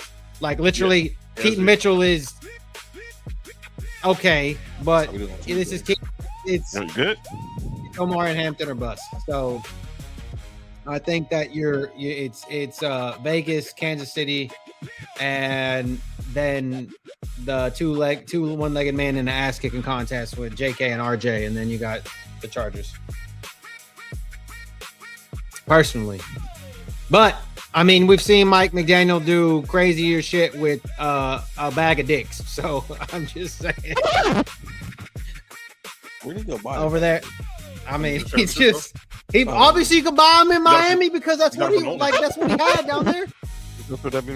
Jeff Wilson Jr. and fucking who else from San Francisco did he take down there? Hey, Cody, give me 1 second. Did you just hear what John said, y'all? John just said go to the WNBA, go to a WNBA game. I'm gonna put that out there. Yes, you can. Obviously, they're throwing him on the court. Yes, that's insane. And Inez Campbell's catching. Who's that? The players or the fans? The fans are throwing. They keep theirs in the locker room. Kayla Clark got one. She was gripping her shit during the game. Or maybe her pH is off. Yeah. No, she just got a pH during the game. I'm pH. Robert Horton. Pretty home. All right, and tonight's episode is sponsored by Trojans, Durex, and Blue Chews. And that's wild. And the Only John's logo here at the top. And Nick disappeared, which is crazy. Where the hell did Nick go? Where the hell did Nick go? He just literally like evaporated into the curtain. I mean, into the background. Where the hell did Nick go? Everybody find Nick. Shout out to the Only John. I just say shit. You don't want to talk about. You don't want to talk about you being the four horsemen right now. I mean, want to be the horseman right now? I won't.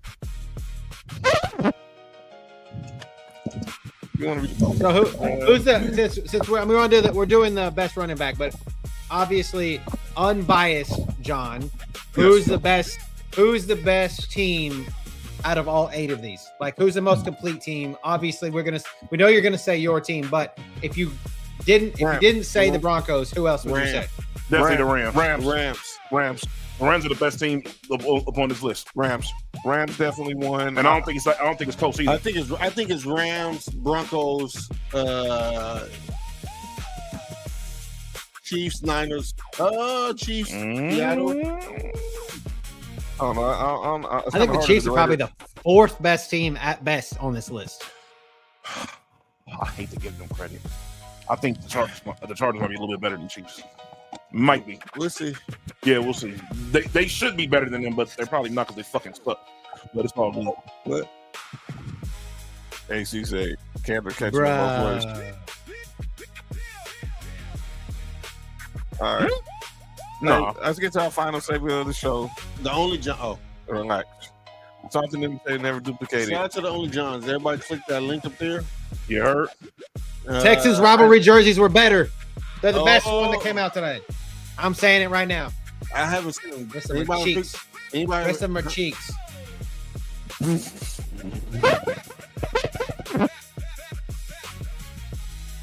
I thought I put it in the group chat, Mark.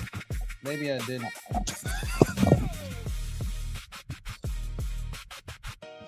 Let's get to calling out names, ladies and gentlemen. I know. All right, Jesus Christ. My calling out names is all this. Let me go understand. All this. Dan Orlovsky. I don't know if any of y'all had Dan Orlovsky, but if we did, I'll speak for all of us.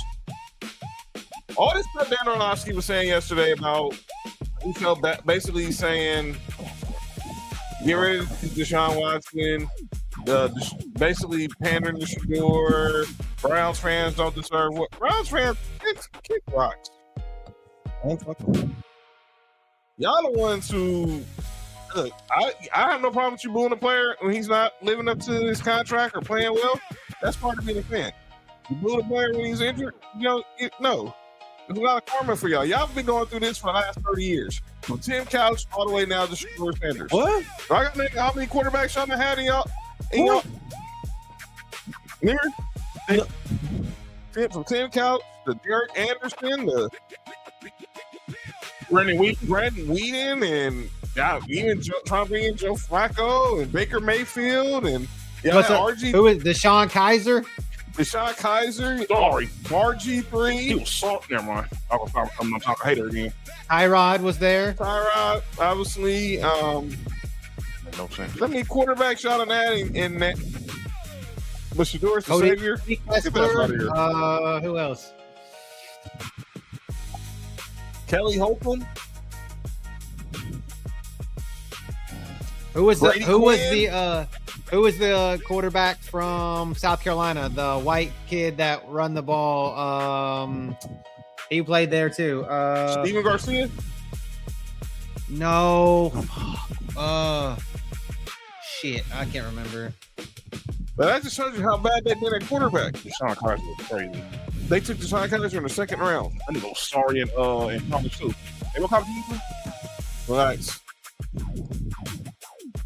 Yeah, so all this sympathy for the Browns, I have none. You pay for what you got. Connor Shaw. That's who I was thinking Connor about. Shaw. Wow, Connor Shaw. Wow. That's my wait. Was it what was the dude that was the Patriots backing for the longest? That was ready back. Ryan Hoyer. Ryan Hoyer. Trust me, I lived through that experiment too. Oh yeah, for sure. He was with Houston. Because he was Ryan a Bill Hoyer, O'Brien. that's crazy. Because he was Bill O'Brien. He was a Bill O'Brien guy. So therefore, Fuck Bill O'Brien. yeah. So yeah. Bill O'Brien ruined the Texans the same way Rex Ryan. Never mind. Yeah, we got out of here with a lot of sympathy for the Browns. All that stuff that Dan Orlovsky was talking yesterday was just flat out idiotic. Y'all go ahead. Y'all got anybody else? Do I have anybody on calling out names? I think I saved. Who put Cheeks in the group chat? I don't know. Oh, Mark, check your phone. I sent you the Texans jerseys. All right. I don't think I have it. Actually, I do have to call them that. I have the delusional sports fan on calling out names. So, Mark, do you remember the MLB steroid era? Mm-hmm. From 88 to 2006, right? Basically around that time, that was the NFL had a steroid era too, right? Like basically like 87 to like 05, somewhere between that range. Yeah. The NHL had a steroid era, right? From 88 to basically 2005. Now, basically, all those sports were using steroids of somewhat around that time, right? Yeah. What sport am I missing? Basketball, NBA. All right, so you remember the years I just said? 88, pretty much 88 to 2005. It's roughly the 88 to 06, 05, yeah. Okay, so you mean to tell me everybody in sports was using steroids except for the NBA? Well, no. Now, Is this a conspiracy theory? no. So how did the NBA survive not using steroids? You mean to tell me not a single person used steroids? It did. Do y'all remember? Different when we kinds. was younger? Different kinds. Hey, do y'all remember when we was younger? How old NBA players looked? Yes. And these dudes was pretty much bald-headed by the time they was 25 years old. Some people younger than that. You want to hear the crazy Yes. story? Don McClain got suspended for steroids. You're lying. I'm dead serious. Look it up. Wow. Don McClain. So why is it that the NBA somehow was the only league that didn't get popped for steroids throughout that time? Pick me. Go ahead, Mark. Who was the guy at that time? A certain bald guy by the name of Michael Jordan. He went bald at 22. His second year in the league, his shit was at the free throw line. You feel what I'm saying? That's where I started. And you mean to tell me that during the era of the 80s and 90s, where everybody was doing steroids, they was doing coke, everything like that, it just magically didn't happen in the NBA? Well, no, Jordan said his teammates was doing coke. Remember he snitched on him? Oh yeah, he was drinking orange juice, He was right? drinking orange juice. Hey, I have a question for y'all. Fucking too. Matt Geiger was fucking suspended for steroids. Matt Geiger. Look at the people who are that we're talking about. Everybody was doing steroids. Matt Geiger, Don McClain. Everybody was doing steroids. Wait, So you mean to tell me is that why he got suspended? who? Jordan? No, he got suspended because of gambling. But here's the thing. He was gambling with steroids. Probably. So you mean to tell me this guy who you can physically see was stronger than a lot of people he went up against? Do y'all remember how Paul Malone used to look? Oh yeah, can you imagine him with a 13-year-old girl? Get out. Get out. Do y'all remember? Get out. Look, Alvin Hayes. Yeah. Alvin Hayes looked like he was a damn bodybuilder out there. You feel what I'm saying? Even wrestling had steroids, obviously, during that time. Yes. That was the 80s and 90s was fine. Everybody using steroids if you did some type of sport. You didn't Only 13 players in the history of the NBA have ever officially been caught suspended for steroid use or PED. That is the most bullshit shit in the world. My boy Darth Vader says Vernon Maxwell at World Rage of Clyde Drexler was bald in his prime. No, have y'all not seen? Have you not seen like the actual like updated photos of what David Robinson actually looked like? Like, go look at those. There's a lot of photos now where they've actually taken the fuzzy photos of David Robinson dunking from the 90s that were so hazy, and they've actually made, dude, the vascularity on that man. You're like Giannis. Well, he was in the literally. Yeah, but yeah, he was doing steroids too. And he was good.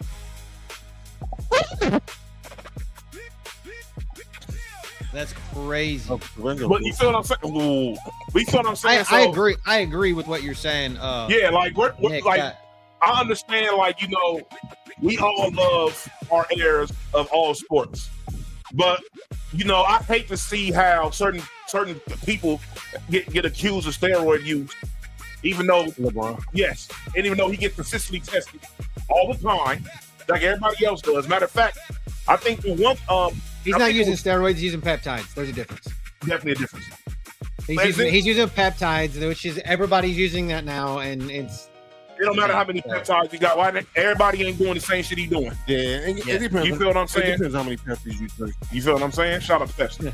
But yeah, we're not about to skip over the fact that the NBA just brushed everything under the rug when it comes to this steroids thing. When you can obviously see that these players on steroids. You know what I'm saying? There's the they play 82 games. Yes, they play 82 games. They was fucking juice. You feel what I'm saying? Yeah. They was juiced. And they were getting them. They weren't getting them cheap cigars. They were getting them Cuban ones that are illegal. So you feel what I'm saying? That's why you were seeing all this incredible, crazy shit. That's why all these fights was going on throughout that time. It was roid rage. You feel what I'm saying? Then when the skill era came in, it didn't matter if you took steroids or not. You had to have skill. You still actually have to show. Yeah. I'm just saying, dog. We're not gonna skip over the fact and be delusional of the fact that the NBA was for sure on steroids but act like they weren't. Imagine if you was on steroid and had skills like Kobe. You mean like Jordan? Like Batman. Relax. That's my call my name. You have anybody? I've got one. Cody, go ahead. Go ahead, Mark.